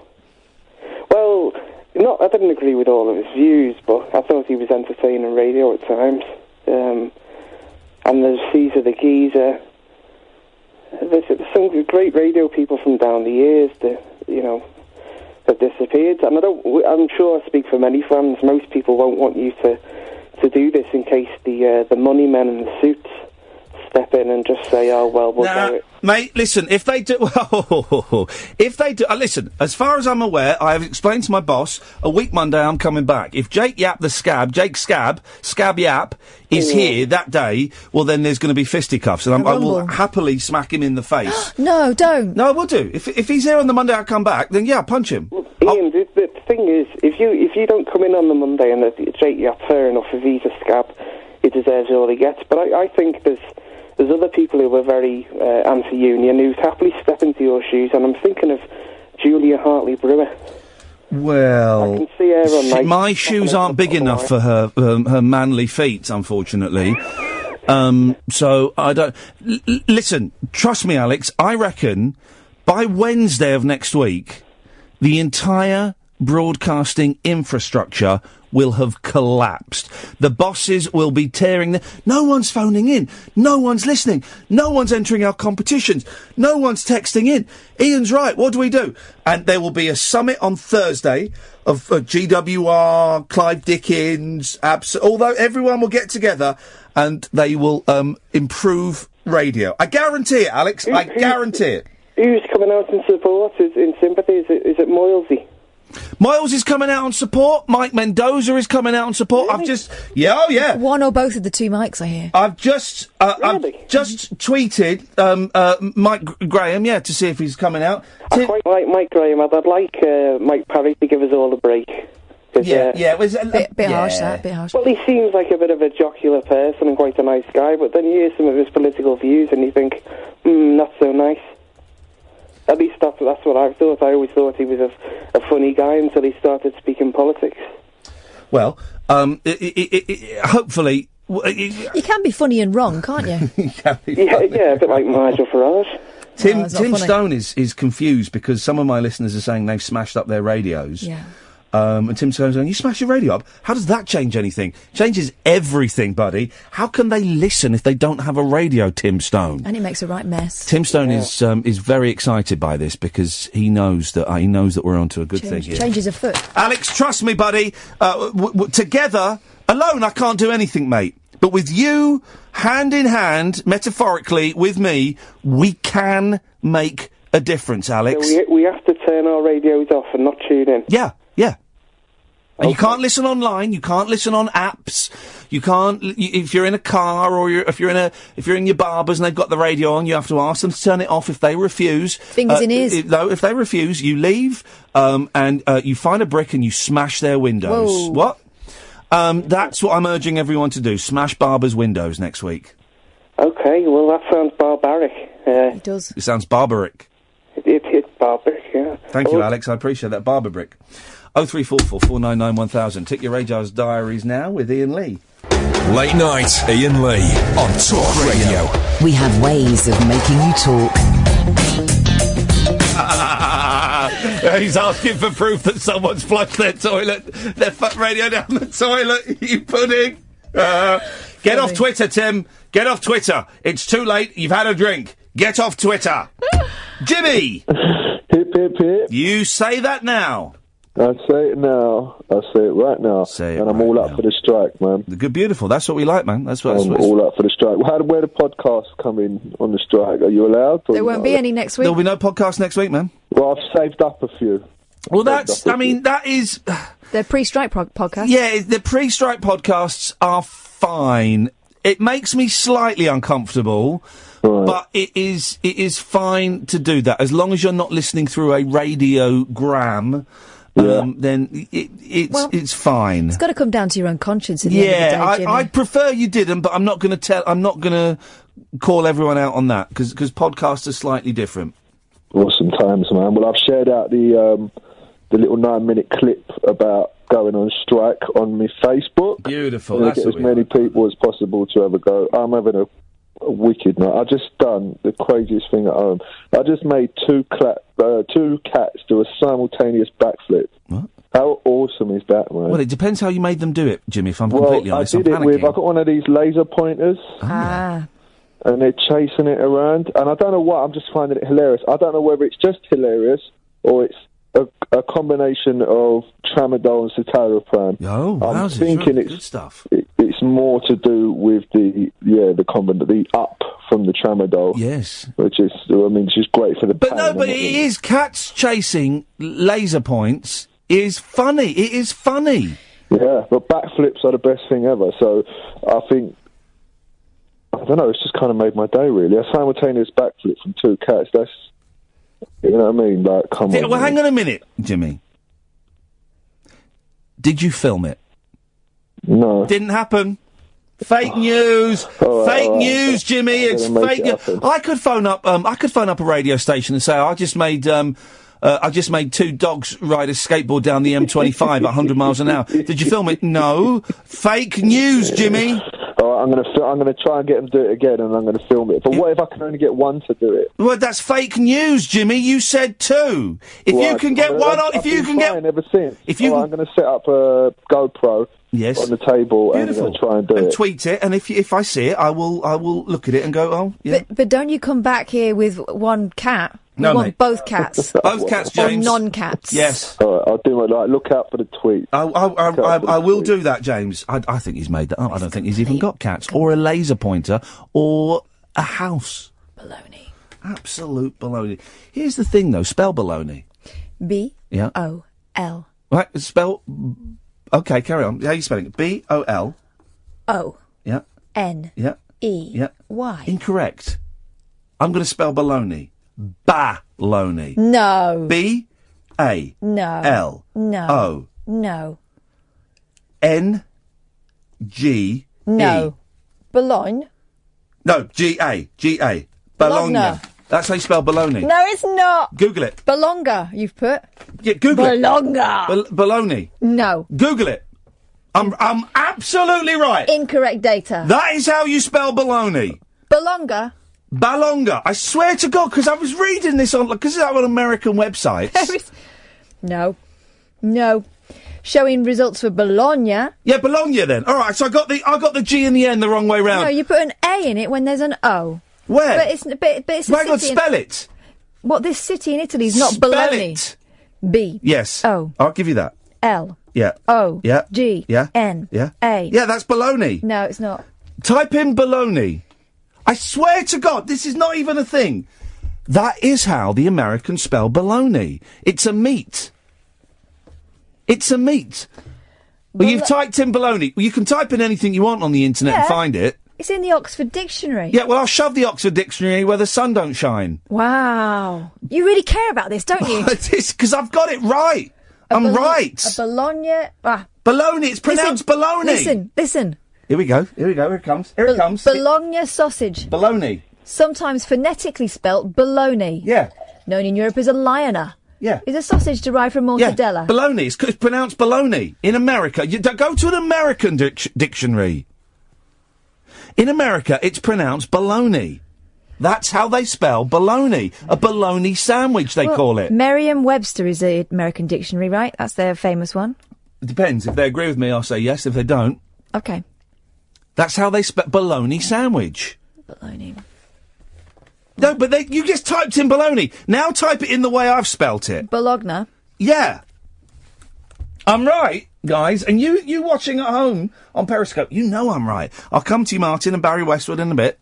Definition of bologna. It's pronounced baloney. Okay, well, it's not really. It's a bologna sandwich. A large smoked sausage of beef, veal, and pork. Also a sausage made of turkey to resemble bologna. Has it got a pronunciation? That was I've got terrible indigestion. Has it got pronunciation? Yeah. There. Yeah. Bolognian, bolognese. They're just saying Bologna. That's not a pronunciation. That's just there's different words underneath it. There's not pronunciation. It's a talking one. Here we go. Baloney. Hey! You were totally destroyed then, mate. You thought you were Barry Big Balls. You came swaggering in with your big guns. You found out it was empty. Play it again. Baloney. Thank you! Pow, pow, pow, pow! Baloney. Don't question me on my knowledge of American culture. What a load of baloney. A baloney sandwich. You keep looking, Kath. Here's another one. Asshole. Spell asshole. That's trolling. That's cyberbullying. Now you think it's okay to... You got two daughters. Imagine if they were trolled and cyberbullied, just like you've done to me. I would hope they would respond with... Okay, well, it's very clever. Well, you found that button, and you're going to keep pressing that all night. That's very funny. Martin! Hello, Ian. Hello, Martin. Ian Wright. A lot of people like... No, it's Ian Lee. Okay, Ian. Okay. A lot of people insult you on Twitter and Facebook, blah, blah, blah. Yes. And you all say to them, like, if you've got any guts to phone up, like, and tell you how terrible you think they are, like, phone me up. Yes. Well, tonight I have. Right, who are you? My name is Martin. I live in Birmingham, like, in Harborne. Right, I don't want your life story. What rumble have we had on Twitter? Exactly. Well, that's the point you say, because I've not got Facebook or Twitter, like. But what I've got to say. So hang on a minute. So your whole opening monologue about when I challenge people who argue with me on Twitter to phone up and have a go, you haven't got Facebook or Twitter, so we haven't had an argument on Twitter. So you're just phoning up to have a go, but without the Twitter or Facebook beef. 100%. Beautiful. So no, well, there was a caveat that comes off my insulting you. We're not insulting you, like saying you're the worst presenter ever on radio in the history of radio. That's a little bit insulting, Martin, to say that. That's a little bit insulting. There's a caveat to you phoning me up and insulting me. Beautiful. Let's hear it. By you being the worst presenter ever in the history, I mean, you've trawled around radio stations. You remember Radio WF, my station, right? You've been round the block, man, you're like... Yeah. But by you being the worst presenter ever that's been in England or the UK alt-right... Are you saying... Hang on a minute, Martin, I'm confused. Are you saying I'm the worst presenter in radio ever in the world, or just in England? I'm confused by this. I'd say probably in the world. Okie dokie. Right, so... I make about $100,000 a year, but anyway, carry on. Okay, by you being got 3 awards in the world, got 3 awards, and every station I've left, the listening figures have been higher than when I joined. But Ian, right, I've not finished. Like, it's Ian Lee. Yeah, right. By you being the worst presenter ever in the history of the world. Yes. Take that as a great compliment. Thank you. In my opinion, the best presenter I've ever listened to in a long, long time. What? Now, you're getting confused now. Well, only because you've just completely contradicted yourself. So yes, being a normal, rational person. Yes. No, so what? What are you saying? Right. And I'll be on, and then I'm going to rate you as a caller. Well, so the thing is, right, I've listened to your show about the last blah, blah, blah, 3 months now, right, and all I heard, like, is people insulting you, other radio presenters, like James Wells and blah, blah, blah. Yes. And I thought to myself, I'll sit down and listen to Ian Lee. You just said you've been listening for ages. Yeah, but I have listened to ages in Birmingham. Do you remember? And you didn't like me in Birmingham. On Radio WM. Well, can I tell you something, Martin? You're an idiot. Then why would you listen to a show that you didn't like? Because I wanted to broaden my mind to just not have one point of view to the other, and you're literally making no sense. You're drooling all over the place.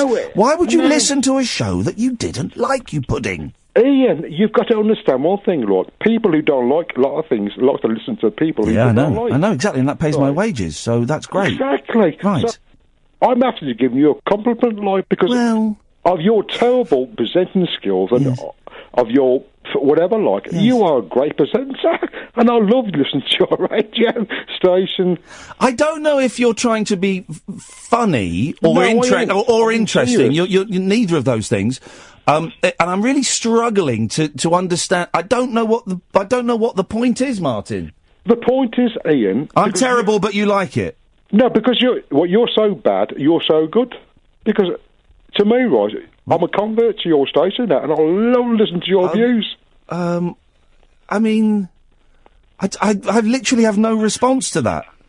Well, put it this way, Ian. Yes, Martin. Let's put it this way. Happy holidays when you go away, because when you come back, I'll listen to you, man. Are you right? Let's just get to the baloney here. Go on. Will you be joining me on strike next week? I think I will never join. I'll strike against James Wells if you insult you anymore, You've just insulted me, Martin. But I'm probably a nice insulter. No, you're not. You're a knob. Come on. You're a knob. You're a knobby insulter. I don't know. I think you think you're being cute and funny. No, and I'm it's not being failed. cute and It's funny. failed miserably. You're an awful caller. I'm going to speak to Barry Westwood in a minute. And I have spoken to some terrible, terrible callers. You are by far the worst caller I have ever spoken to in the world. But not so bad that you're good. You're just awful. You've made no sense. Thank you. No, but you've made. Is this man an idiot? Am I talking to an actual idiot? Oh, by the way, Alan Wright, because I live in Harbour. I'll get stuffed. 0344. I got no idea what that was. I indulged it longer than I needed to. 0344 499 1000. Tick your radar diaries now with Iain Lee. Late night conversation worth losing sleep over. Iain Lee. On air and off the leash. On Talk Radio. We have ways of making you talk. 0344 499 1000 is the telephone number. I didn't understand that last call. I don't know what was it. I mean, is he saying that I'm like Alan Partridge and that's what? Hey, listen, a listener's a listener, and it's all groovy. And there's that weird thing that people who hate you will listen for twice as long as people who don't like you. But I didn't get the humour of the call. Maybe I missed the joke. I don't know. Perhaps I took it too personally, but I didn't get the humour of the call. I don't know. Greg. Hello, Ian. Hello, Greg. How are you? Yeah, you know. I know. I'm just phoning up to offer a bit of support, mate. I've been a fan for quite some time. Now, are you a fan because you like listening to the show, or because you think it stinks? No, I enjoy your show. I enjoyed your stuff that you used to do on TV as well. Oh, thank you very much. I was just wondering, the way people phone up and speak to you on the show, if somebody was to speak to you in that manner in person, how would you react? I'd karate chop them to the windpipe. That's what I was going to say. I mean, I certainly wouldn't tolerate that kind of... It's rude. It's rude and disrespectful. Imagine that, I'm a father. I'm a son. Imagine saying that in front of my mum. She's in a wheelchair. It is just disrespectful, Greg. But, I'd rather they abused me than abused the people in their lives. And with your Twitter and stuff like that as well, you think to get a lot. Oh, I enjoyed Twitter today. I was having some of it today because the stance I made, and I use the word stance with a very small s, against Nigel Farage. And do you know what? There are some days when Twitter really gets to me and it really upsets me. And there are some days like today where actually I felt quite powerful and I was enjoying swatting away the idiots on Twitter. You know, this guy wrote a big thing about why he was going to stop listening to me because of the thing I did with Nigel Farage, or didn't do with Nigel Farage. But he had several completely untrue facts about me, saying you're middle class. Well, I am, but he says I've always been middle class. And well, no, I grew up on a council estate. Loads of things. Catherine's got her hand up. Newsflash, that guy's just tweeted me. Yeah. Well, I've muted him, so I don't know what he's saying. I know, well, he's trying to get through to you by going to me, which of course always wins. Saying, I suppose, accepting my apologies out of the question then. I said, this has got nothing to do with me. I've muted him. Just for future reference. What Iain does on Twitter tell him to call in. is Ian's business. Yeah. And if you try and get around him by coming to me, I'll block you. Yeah, he's not muted. It's the new thing I'm doing now, Greg, is muting people. But so today I've been feeling powerful, and it comes and goes. I do think Twitter is toxic, Greg. I am deleting my tweets every day, and for some reason that feels very, very empowering. It's like a click. Because if you've got old arguments there, you can go back and look over the old arguments and feel that anger again. But I'll delete it tonight or tomorrow morning. Goes. It's maybe no healthy, I suppose, it's at times. Nah, there's a lot of bellends on Twitter. And there really are. You don't really need to say much on there either to upset people. You could say something totally throwaway, and you're just getting a bit of abuse for it, you know what I mean? Is there anything funny? I've just done it as you were saying that, Greg. There's a picture of Mary Berry smiling. Is there anything funny than colouring in two of her teeth? It really is. Or the winner. The moustache and glasses are also good. The glasses is always fun, and making their hair dark. It really is one of the greatest things you can do, Greg. If you're feeling down, go for a newspaper, any celebrity, Deface get a pen, and colour in their teeth and give them glasses and a Hitler moustache. Memes are one of the best things about Twitter, I think. Well, yes, yeah, exactly. I mean, Twitter, it can be funny and it can be entertaining, and I've met some lovely people on there. It can be kind. Well, we saved a man's Twitter saved a man's life 2 weeks ago. Yeah. Well, there you go. Listeners to this show. Greg, thanks for calling in, man. I appreciate the support. Cheers, mate. Cheers, man. Take care. Bye-bye. Barry Westwood. Hello, Ian. How you doing? Mighty fine. Yeah. Ian, the last call from Martin, I sort of, obviously not expecting it and trying to rationalise because, my experience, I went back as far as August to listen to you. I really know very much about you, to be honest, Ian, and I enjoy my days, and I just found that the show, it always sort of finishes off my day for me. Oh, do I finish you off then? Yeah. And anyway, I couldn't quite understand where the guy was coming from. Anyway, that aside, can I just commend you on sort of the principle side of things in terms of Nigel Farage? And can I say that I thought you did it very well. You went with your principle. At the same time, you considered the gentleman whose show it was. Yes. You tried to do everything as it should be done, and I think that you did. So, I'd like to commend you for that, because I think the old principle is important, isn't it? Yes. Well, it is to me, no one else, and that's fine. Our principles are important to us, It's not... I'm not in any way saying I've made a great stand or done anything heroic, but I did something that I felt that I had to do, and I would be proud to tell my boys that I did it and why I did it, and that's the... And those people on Twitter, this is a new thing from people on Twitter, and I had it a few times today and a few times last week. I was saying, why do you think you're relevant? You're not relevant. And I always reply... I'm relevant to my boys, and that's it. A lot of the people who argue on Twitter, it seems they seem to judge you on how many followers you've got and when the last time you were on the television, and that isn't relevant. I am relevant to my two boys. That is it. But the irony being that the majority of people who are throwing up this argument are not using their real names. No. They're not using their own photographs. Yes. And... they're anonymous people, so how are they relevant throwing their weight around on Twitter? Yep. Dibs. You see, Barry Westwood? It just brings me to the point, really, that sometimes I have a great deal of chat about this, and I think there's a lot of socialists. I consider myself to be a socialist. I try to live by my beliefs, and I look at the honours list, and whilst I have no problems with people taking them, I personally wouldn't want that for myself, and I sometimes... I would. I would. If anything was there was a sniff of anything, I would take that. Because I tell you why, right? One, it would be funny. Imagine me with an OBE or an MBE. It'd be funny. I would find that hilarious. Two, it would absolutely slay my mother. I'd take her to Buckingham Palace. She would be in pieces. She'd be in floods of tears. And three, my boys would be proud. So yeah, of course I would. Yeah, I can understand that, Ian. But if you've campaigned in Parliament on platforms against that very thing, then it sort of compromises those principles a little bit, doesn't it? Yes. Could I ask you a question, Ian? Yes. I've spoke to a few people today in Weston, and I think the strike's going to be well supported here. Beautiful. Am I okay? Because I want to be sure the policy of this strike is correct, as you know. Yep. I'm a trade unionist of many years standing. Am I okay with Howard Hughes as my last programme? I would like you to turn Howard Hughes off at midnight, please. Okay. So when Monday starts, ideally, you would turn off at midnight.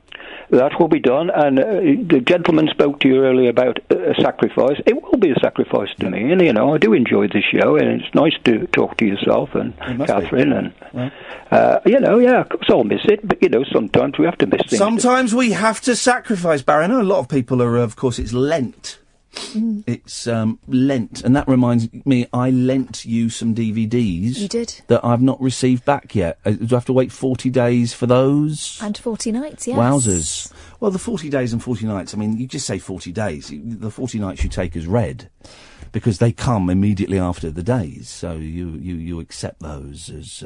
That's in the package. I've suddenly I feel like I've been sucked off of life force. I just feel like I'm drained all of a sudden, very tired, because I know the strike is coming up, because I've had a very, very long day, and because it's really hot in here. So I stink. I've been wearing a shirt all day, and did a TV show, and that was hot. Then I did another one of these laugh out louds, Naughty Puppies. Oh, I like Naughty Puppies. My favourite kind. Yeah. So it's 2 hours in a tiny, tiny booth that's completely soundproof through its double doors, double windows, and of course you can't have the aircon on because the microphone would pick up. So 2 hours in there, and it wasn't happening. It just wasn't happening. My voice was going a bit.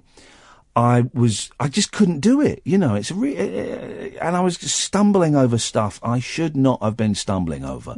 And it dragged on and on. I was getting short-tempered and I was getting angry with myself, and that, made it worse. And we kept doing stuff again and again. So I absolutely stink this evening. As you probably know. Anything. Well, no, I can't. Well, I've got sweat stains on my shirt and, I feel awful. I haven't got my car with me. I'm going to have to get a cab back. This is, I feel like I've lost an arm or something. Not literally, but no, that would be worse. That would be quite a lot worse. Well, no, but I feel I've lost. I don't have a part of me, because normally I would jump in the car and I'd listen to whatever. Now I've got to hire a cab, and the man might want to talk to me, and it might be a sex offender. He might murder me and I don't think... cut me up. No. It might do. It happens. It happens, doesn't it? People do. People get murdered. I don't want to die. Don't then. Well, don't fancy it. But we're all going to die. That's the thing, isn't it? We are all we're 2 hours closer to death than we were when the show started. People will have died. Listening to this, yeah. Well, that's rude. Yeah, you're doing a joke there, and I'm doing a serious thing, and you're doing a joke, and you do that from time to time. They might have died listening to this. You're doing a piece now, and I'll sit back and you do your little piece, and then we'll go to the break, and then maybe you'll calm down during the news, and I'll do a serious thing. Well, you're doing a little skit. Go on, away you go. People have died listening to the show. Go on, away you go. No, I wasn't doing a thing. It's like getting awkward, but yeah. Well, you got to realise that we're the soundtrack to people's evenings. The soundtrack to people's deaths. You're listening to Tick Your Radar Diaries Now with me, Iain Lee, on Talk Radio. There's another hour of this nonsense to go. Late night, Iain Lee on Talk Radio. We have ways of making you talk. Here's a message from the Haters Club, dedicated to the one I love. I've been cursed by your wicked kiss. Once felt, it's forever missed, forever missed. I'm a member of the Haters Club, and I'm hating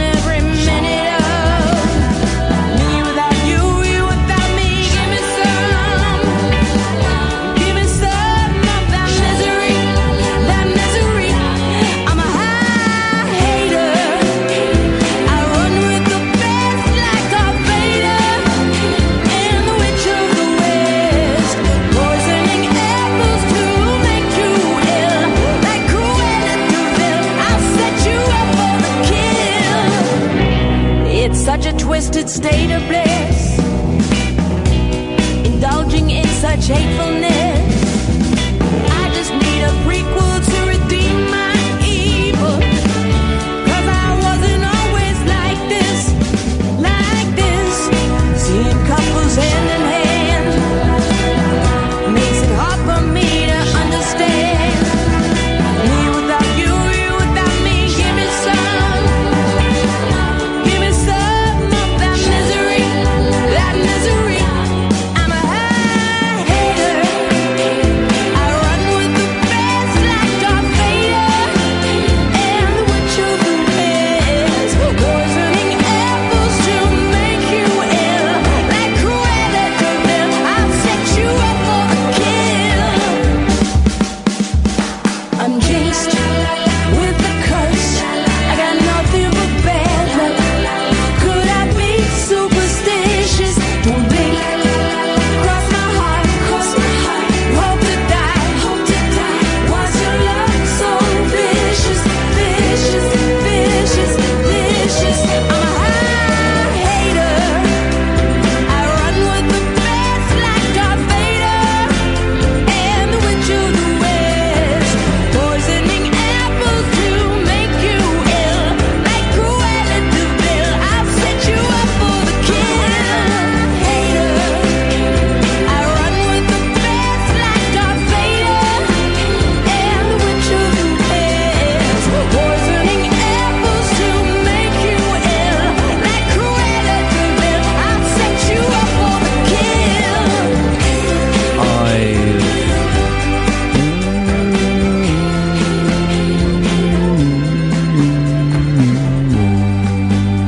I've muted Tim Stone. Just realised every tweet he's ever sent me has been having a dig. Yeah, I know. Every tweet, and I've just tweeted him saying, man, every tweet you send me is you having a dig, so I'm going to mute you. Muting is my new tool, because I was always unsure as to mute or block, but it turns out that idiots take a blocking as a victory. Yeah. They take it as a badge of merit. So I muting. It's great fun. Loving that. 0344 499 1000. Late Nights with Iain Lee, or as we're now calling the show, Tick Your Radar Diaries now with Iain Lee. So Agent Provocateur is in trouble, is it? Yeah. Because they're very expensive pants. They are. And stuff. I don't think they're that sexy. Well, it's like the thought of it. Oh, Agent Provocateur. Okay, well, it's 200 quid for a bra and pants. that if it does the trick, it on very long. Yeah, well, exactly. I don't think it's going bust. Apparently, retail tycoon Mike. Oh, I see what you did. It was good. That. Yeah, I meant that. Retail tycoon Mike Ashley is poised to slip into the lingerie market, double entendre, because it could be slippers in a petticoat or slippers in a Rogerisation. As he ties up a saucy deal with Agent Provocateur, the billionaire Sports Direct mogul has moved in for the underwear fashion firm, picking up its... There's only 10 stores. I'm confusing it slightly with Victoria's Secrets, aren't I? Yeah, maybe. Or, do you remember Licenza? No, I don't remember. Yeah, that was Theo Perfitus's thing. Oh, Licenza, yeah, they used to have the hottest... They had really sexy... They weren't even mannequins. It was just the bum. Torso. No, it wasn't even the torso. It was just the bum and the thighs. But, geez, honestly, you'd look at those bum and thighs in a pair of Licenza pants in the window and think, oh, I could do that bum and thighs. Honestly, it's like Boxing Helena, the sequel. Good grief! Yeah, I know. Dark. Very, very dark. It's funny, you see people having sex with cars and with post boxes. Men. Well, men are people. I know, but you don't get many women having I saw a woman on a bus reading a porno once. Did you? Yes, I did. Yeah, exactly. So, but you never see anyone outside Licenza or Victoria's Secrets window shopping. I bet you do. No, I I've used to never work seen in it. a women's dress shop, and we used to have people used to come in and be inappropriate like that. Well, I wish them the very best of luck. I haven't looked... we got a caller. I don't need to Don't need to fill. We can let our callers do that for us. Good evening, Tom. Hey, Ian, you okay? I'm okay, Tom. Awesome. Right, this is a very difficult telephone call for me to make, right? I really like you. I actually first saw you on Kelvin Mackenzie like 20 years ago. You saw me on Kelvin Mackenzie? Yeah, I know. And what does that mean? That means you're on Kelvin Mackenzie's live television. Okay, right. program. Yeah. That makes more sense, yes. Yeah, sorry, man. So, I think you're a marvellous broadcaster, blah, blah, blah. Let's just get to the butt. Yeah, okay, let's do this. I'm more than happy for you to do no politics. I'm more than happy for you to express your political opinion, but I don't like it when thanks, Tom. People... That's all right. I appreciate you. Sorry, hang on, Kath. Can I just check? Did you make Tom the producer of this show, or is it still you? I think it's still me, but Okay. let's listen. Beautiful, Tom. Thank you. Okay, continuez-vous, s'il vous plaît. I am a listener. I'm a shareholder. So, no, you're not. No, metaphorically. Well, yeah. Well, metaphorically isn't shareholding. But let's get to the point, Tom. While I've still got the patience to listen to you banging on. Okay, well, that's what I wanted to talk about, actually. When people have a contrary opinion to you, if they're not being rude or whatever, you seem to be very terse. You seem to rebut them and ban them. For example? If someone expresses an opinion about immigration, hang on a minute. You'll immediately hang on a minute. Hang on a minute. I'm not talking about trolling. No. Hang on a minute. Twitter is completely different from the radio show. Yeah, that is a little. So you phoned up. You phoned up to talk about the radio show, but now you're talking about Twitter. Completely different thing. Yeah. Okay. At the moment in Europe, it's a very no. I don't care. I don't care what's going on in Europe, right? I want to clarify what you've called in about. I don't really want to talk about. If you listen to the show, and if you're such as big a fan as you claim you are, you'll know we don't really talk about that stuff because you can phone up LBC or any other show and talk about that. So I don't want to talk about that. So what's your problem with me? That is exactly what I want to talk about because you say you don't do whoa. You say you don't do politics, and you absolutely do. No, I don't say I don't say I don't do politics. Don't say that at all. Well, you kind of just said it right now. No. You're talking about Twitter. No. Tom? I'm talking about your show. You just said if you want to talk about that, go to LBC. Yeah, Tom. You're talking about Twitter or the radio show. I'm getting very confused. No, well, you pretended to be confused. No, because you're not clearly talking about the radio show. I'm not being confused because I'm not pretending. Tom. No, Tom. Ian, you're being knocked out on your own block and you're embarrassed, so you're pretending. Hang on a minute. You're not Tom. You've just said you're talking about Twitter, and now you're talking about the radio. I'm talking Be about clear. the radio Start show again. now. Start again.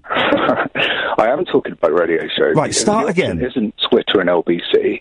You say you don't do politics. No, I don't say that. I don't say. I don't say, Tom. I don't. Yeah, I don't want to talk about it. I don't say I don't do politics. I've not said that. It's a one-way street. You're attributing a quote to me that I haven't said. I'm implying the fact is that you do a one-way street. Right, Tom. Even if I did, which I don't, right? You do. It's okay. All right. Let's take your premise as read, right? Yeah. All right. It's my show. I do what I want. It's my show. I do what I want, Tom.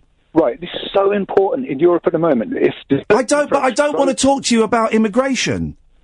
It's my last show before I go on strike. I don't want to. I'm just saying it's inappropriate to have so much power to be able to talk to so many people and to do a political show. Tom, I don't want to. That you don't. And it's a one-way street. Well, Tom, don't listen. I mean, if you don't like the act, you've got a lot of power. We've got this spring. Yeah, I've got the power to cut knobs off. Let's go to Gatford. Yes, Gatford. What was that about?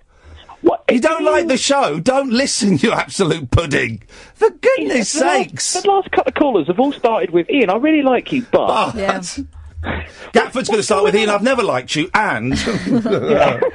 I've been listening to you for 12 years, and I don't know why. If you don't like the act, don't listen. The other thing is, I've been listening to you since, X, Y, Z number of years, and yet they still plough on with stuff I knew he was going to be trouble when he said... I've been watching you since you were on Kelvin Mackenzie. Well, that doesn't mean anything. Yes, Kelvin Mackenzie ran live TV, and I knew where he was going, but that was a strange opening gambit. Tom, weird call, man. You're welcome to call in again. I'm allowed to cut people off, and I'm allowed to talk about what I want. And I've never said I don't do politics. I said people can call in about anything, right?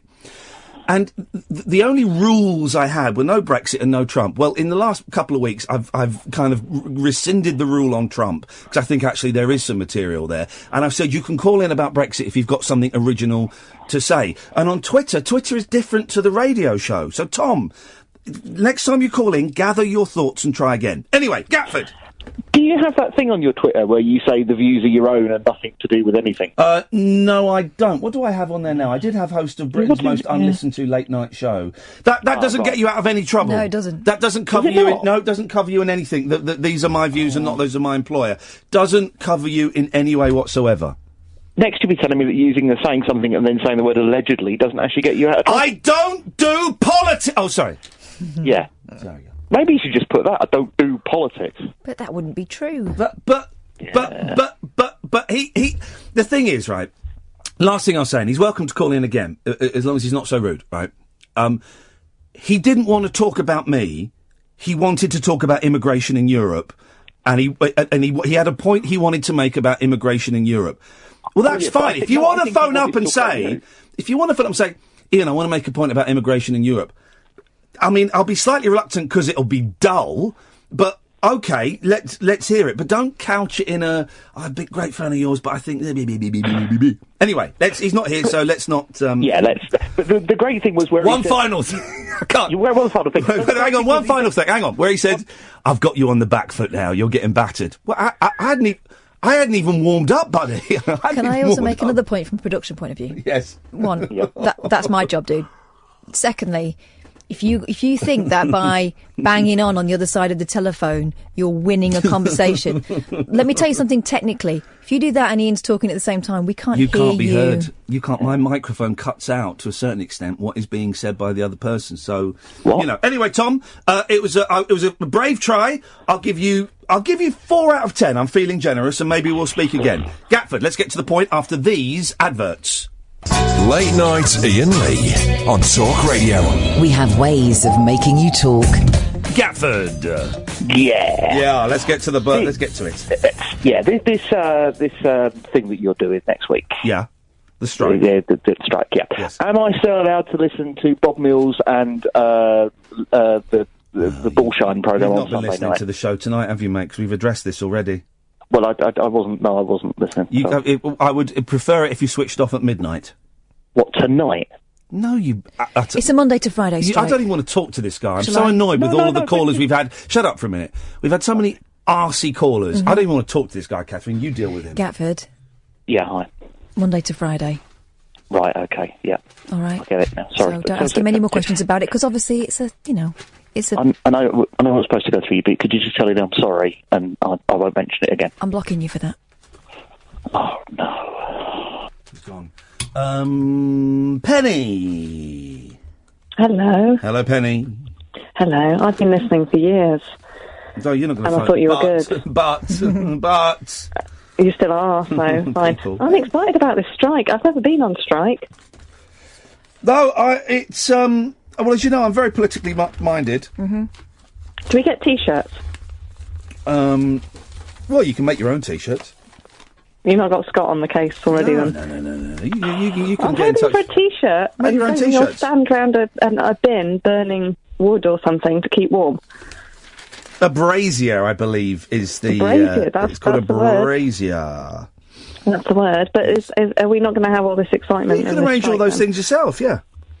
Oh, I was hoping you'd arrange them. I'm feeling a bit lazy. Guys, I'm busy. I'm busy behind the scenes. Busy behind the scenes. Fair enough.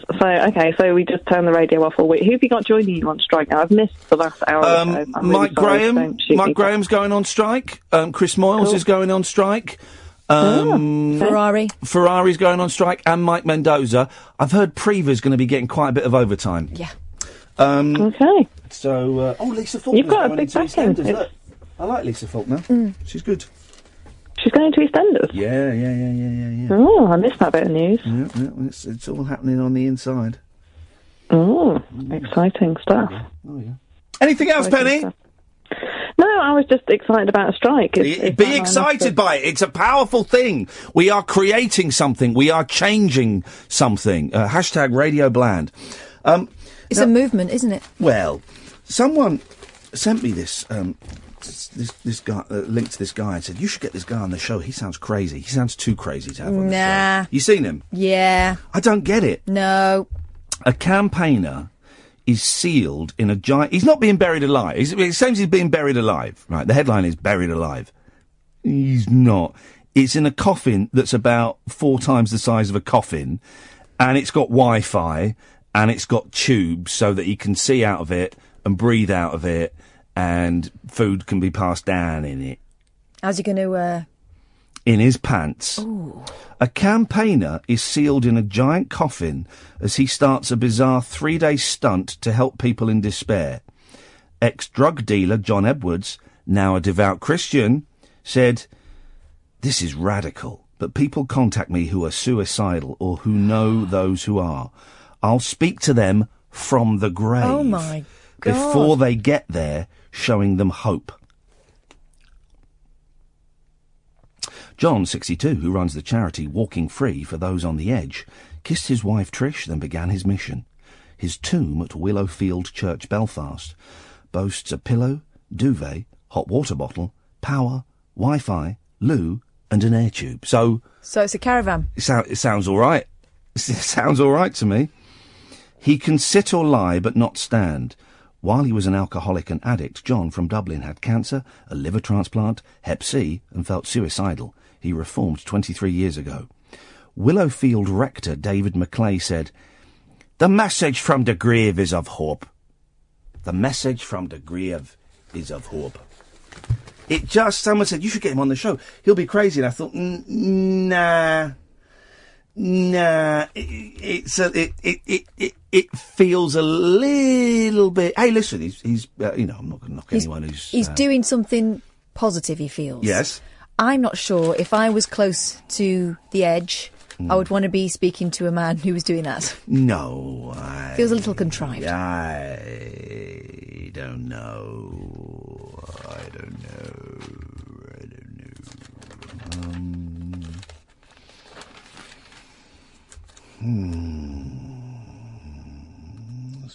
Tilda Swanson dressed up as an old man. Should have looked at the papers before we came in. Oh, crikey. Presenter Fern McCann. There she is again. Who is she? She's the one we keep seeing. Oh, my God, right. Oh, jeez. Why is she not wearing a matching bra and pants? They never do these days. Do they not? Is that not the thing? It's these days is mismatch. Remember the Beyonce thing with her, where she's sitting on the fruit barrow? Yeah. Mismatching. That's how... It does look to me like you're at the bottom of the wash basket and you thought, I'll slap these on. But that's fashion. Fashion. Oh, here we go. Disney's first interracial animated kiss. Oh, right. Well, I don't know if it's animated. Disney's first interracial kiss, right?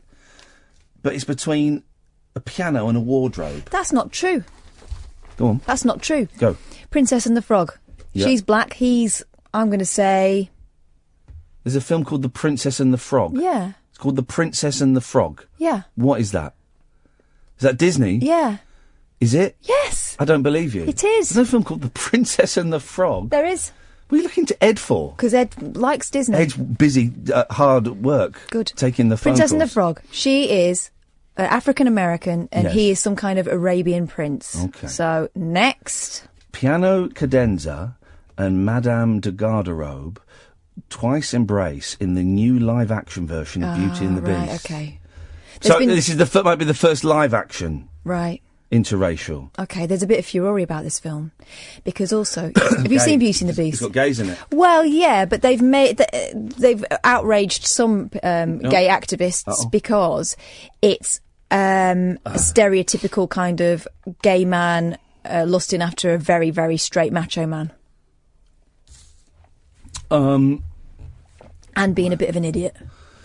Well, I don't know what to think about this. It just looks like a rubbish film. Well, I'll be watching it. Politically, no, not because of the political content. Just, I never got Beauty. Remember that TV series in the 90s? Yes, Beauty I used to and love the that. Beast? Catherine. What? She was called Catherine. Oh, God. Yeah. He had a very square jaw, didn't he, that He gentleman? was a lion. I don't get the thing, right? Yeah. I know the message is supposed to be seeing beyond the exterior and falling Yes. in love with the soul. Yes. But he's a lion. Right. But is he a man that's been turned into a lion by a spell? Yeah, he is, but he's got a tail and claws and that. So for me, I don't date outside my species. Well, then you are very closed minded, closed for business today. 0344 499 1000. Tom's back. Yes, Tom. Hip, hip, hip. Hip, hip, hip. Oh, is this a different Tom? It's a different Tom. Sorry, I thought it was the other Tom. Yes, Tom. I agree with Catherine. You never trust anyone with a tail. No, if they've got a tail, it's Humans, not for me. Some humans are born with No, tails. and they can wag them. Yeah, isn't that funny? Apparently, if you're born with a tail, you can do black magic. Oh. That's true. Well, I just wanted to say I listened to your podcast about flat earthers. oh yeah, they were real people. People think it was a put on, like it was Jake or Alex. No, they were real, genuine people. So you're convinced, Tom? Yeah. Now, look, I obviously know that the Earth isn't flat. Well, do you? Where's your But evidence? there was one thing that they had right, believe it or not.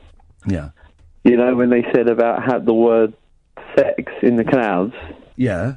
That is actually a true story. But in The Lion King? No. When they first took pictures of the Earth from space, the technology was quite bad, and they had to self-impose clouds and colours on the Earth. Yeah. They're composite pictures, yes. Yeah, now, if you look back at the pictures, they had to impose clouds, and some of the clouds were literally copy and pasted around the area. And apparently, one of the artists that worked on it actually did put the word sex in the corner as a joke. Someone that worked for NASA. Well, no, what it is, no. And it's true, because the bloke admitted that he actually did it. Right, no. I've Googled it, and this is from, now what year is this from? I wonder if it's got a year on it. Looks like it's from last year. Oh, it's from 2015. There's a picture of the globe, and over some of the clouds over the globe say sex. Yeah. Right. So it's not in the corner, like you said. Have you seen it? Yes. Right. You said it was in the corner, and it's not. It's in the corner of the that was copy and pasted, the area of it. I've got a picture of the globe, right? Sex isn't in the corner. It's in the corner of the area that was copy and pasted. Right. So right. So it could be in a corner of a picture that you have seen, right?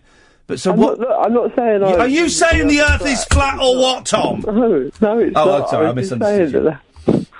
All I was saying was that particular bit was actually apparently true. That's the only thing of what they were talking about. But then you did start talking about corners, so part of me thinks that deep down inside, you think they got a point. It was. I'm going to be scared next time I get on a plane. Fall off, yeah. In case you hit sex or the ice wall. They were lovely people. I've unfriended her on Facebook now. I think we're done. But they were lovely people. But they genuinely.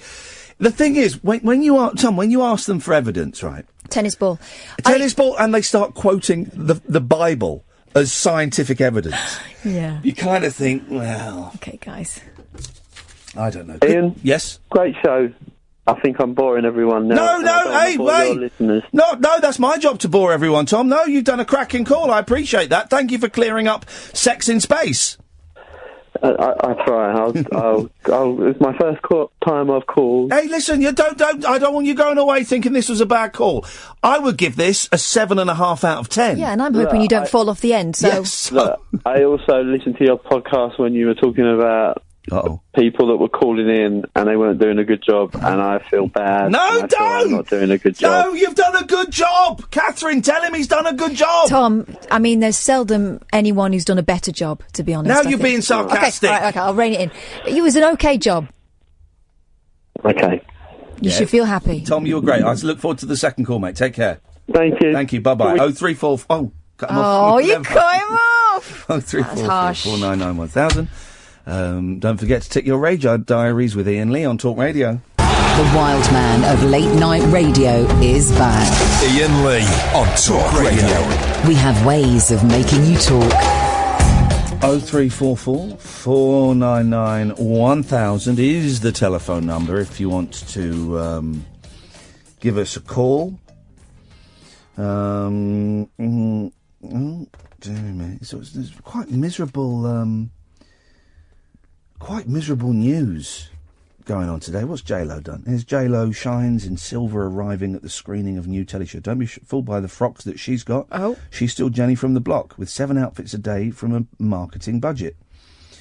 Jennifer Lopez, 47, rumoured to be the next Bond girl, kept changing her look as she whipped round New York promoting her Sky Living show Shades of Blue. She really is an amazing woman, isn't she? She is. I mean, absolutely. I think I've seen every one of her movies, and they are... Was she in Congo? Anaconda. Anaconda. Oh, that was a stinker. Let's go through them. Let's go. No, it wasn't. Stinker. Anaconda.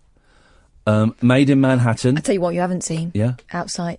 What's that? That's the one with George Clooney. That is smoking hot. Okay. Monster-in-Law. Seen that? That's where Bridget Fonda. Is that her name? Yeah. Is that her name, Fonda? Bridget Yes, Fonda? yes. Bridget Fonda? Yes. Doesn't feel right. It's right.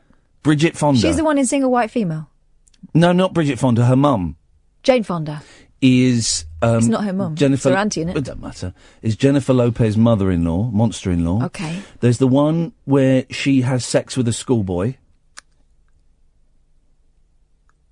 But she doesn't know he's a schoolboy because he's a man. And he's a man, and then he takes pictures of her bum and puts them all in the classroom.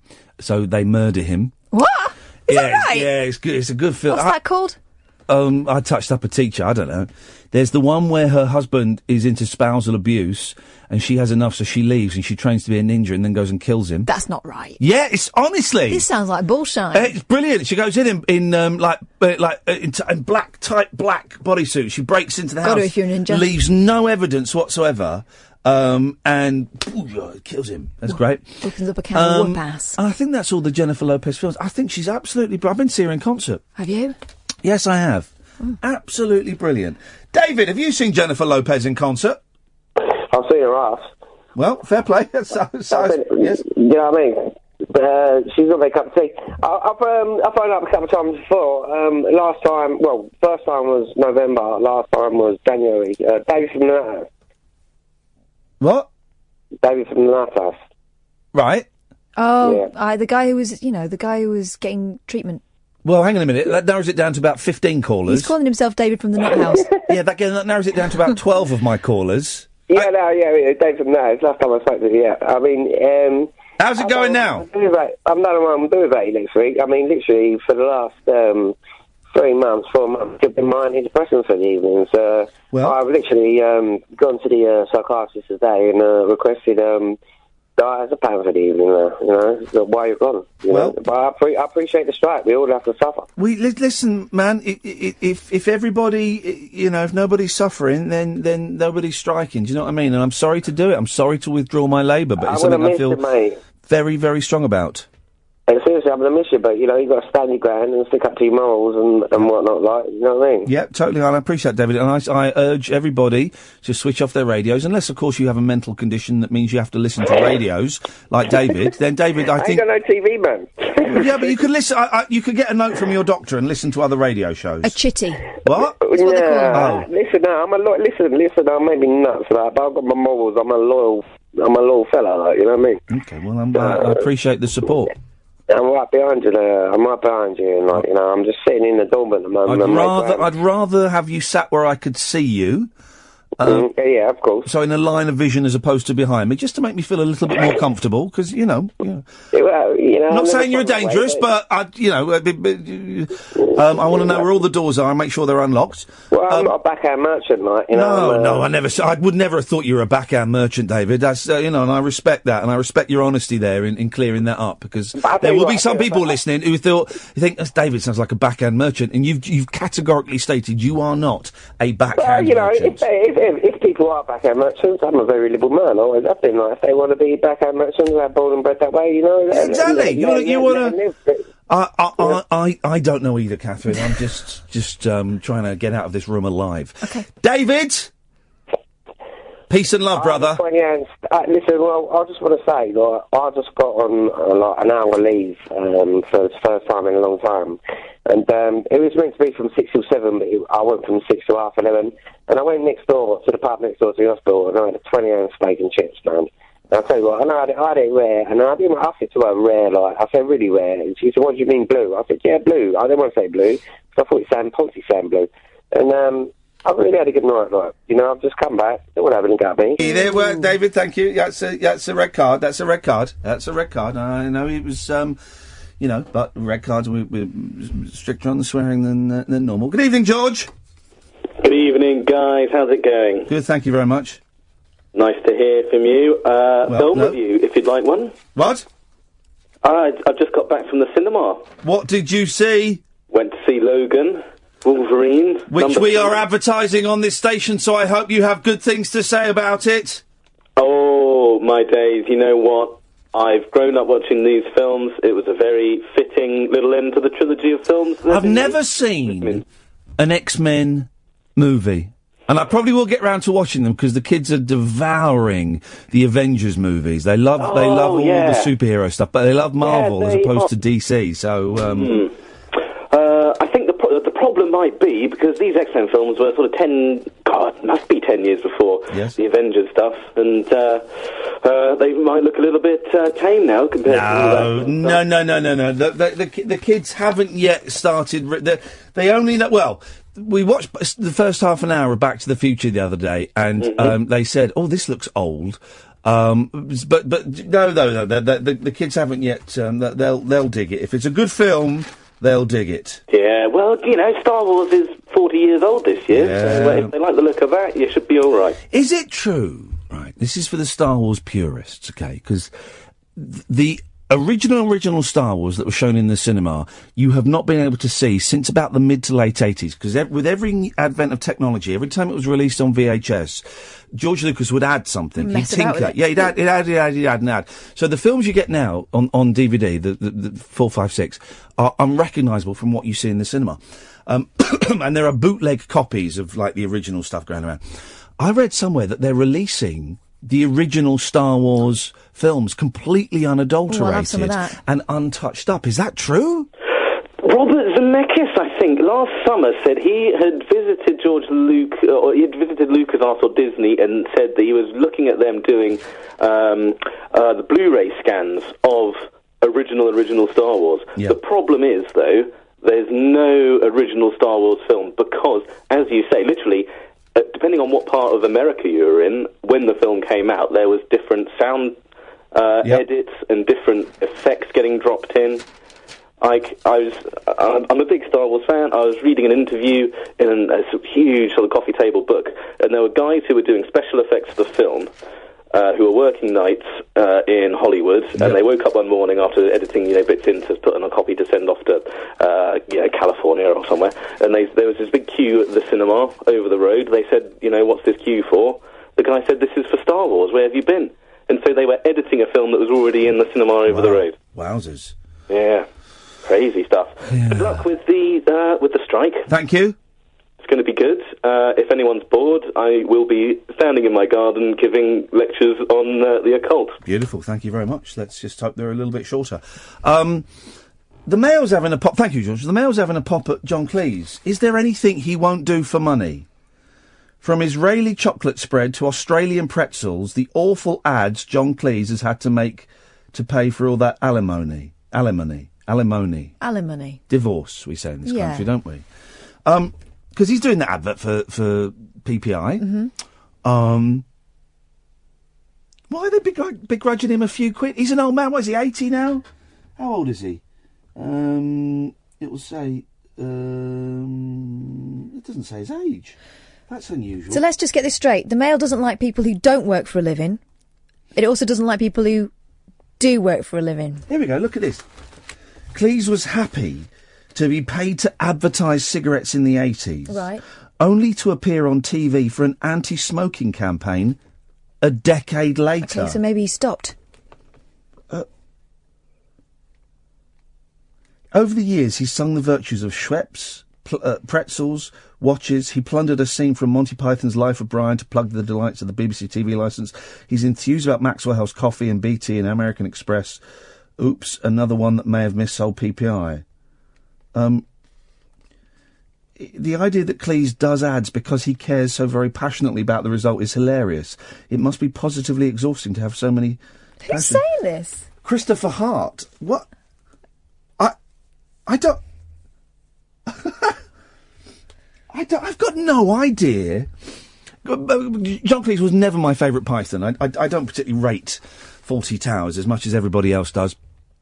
I would say he was probably my maybe my fifth or sixth favourite Python.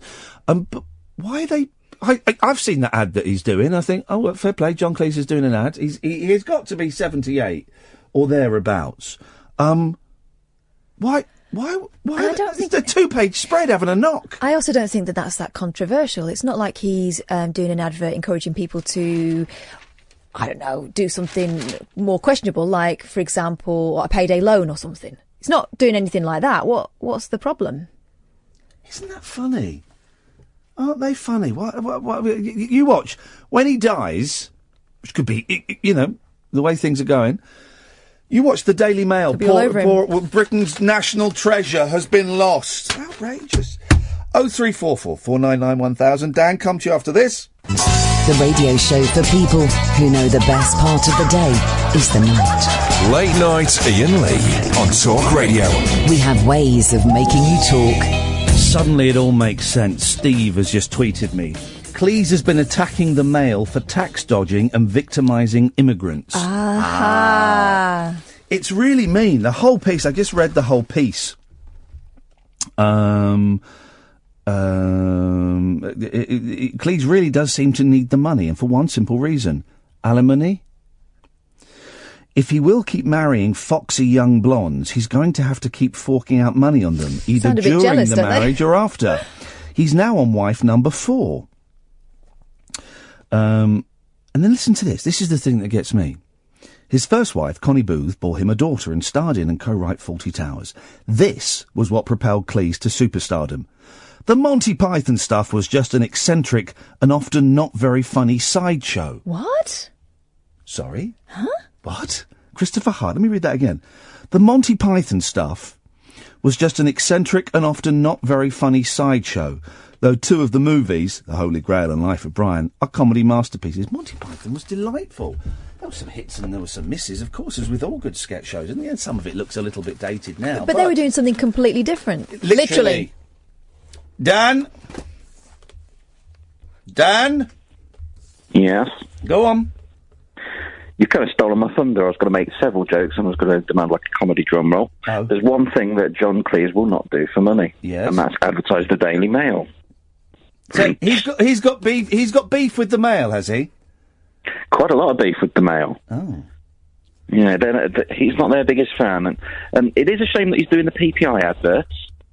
Well, I don't think it is a shame. I don't think any of it's a shame. If he wants to do it and people are willing to pay him...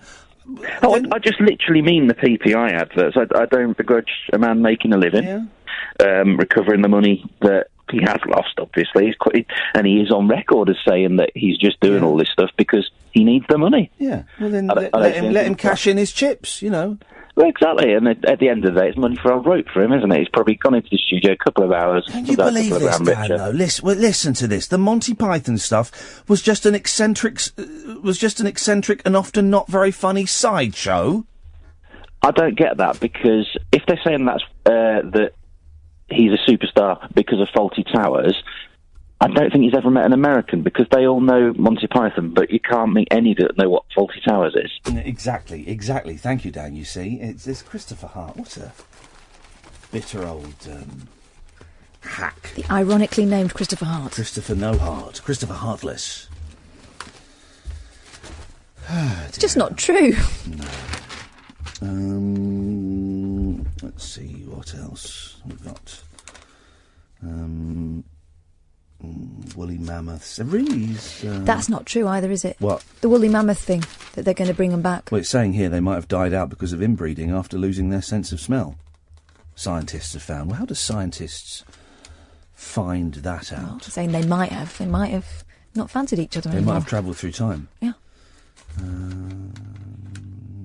What's this? Bond girl stands as a Tory to clean up her streets. Okay. Really nothing. Nehru.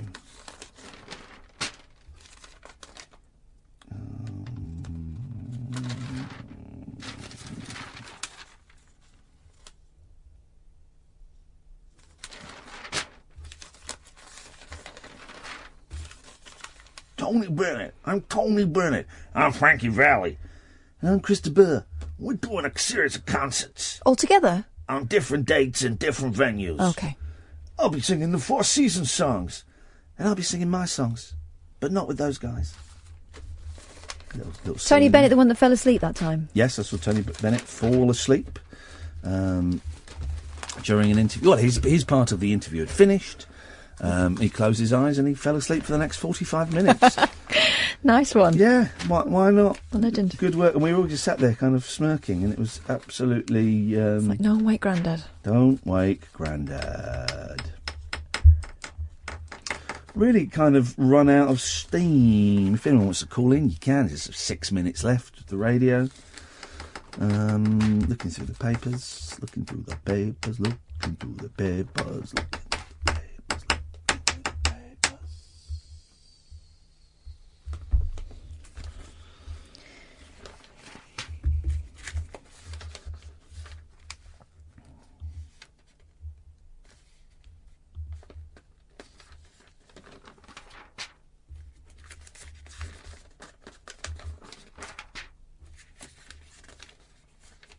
Papers often repeat stories from like a few days ago. Like the Express has got the story that was in the paper 2 days ago, I think, of this prison that looks quite nice.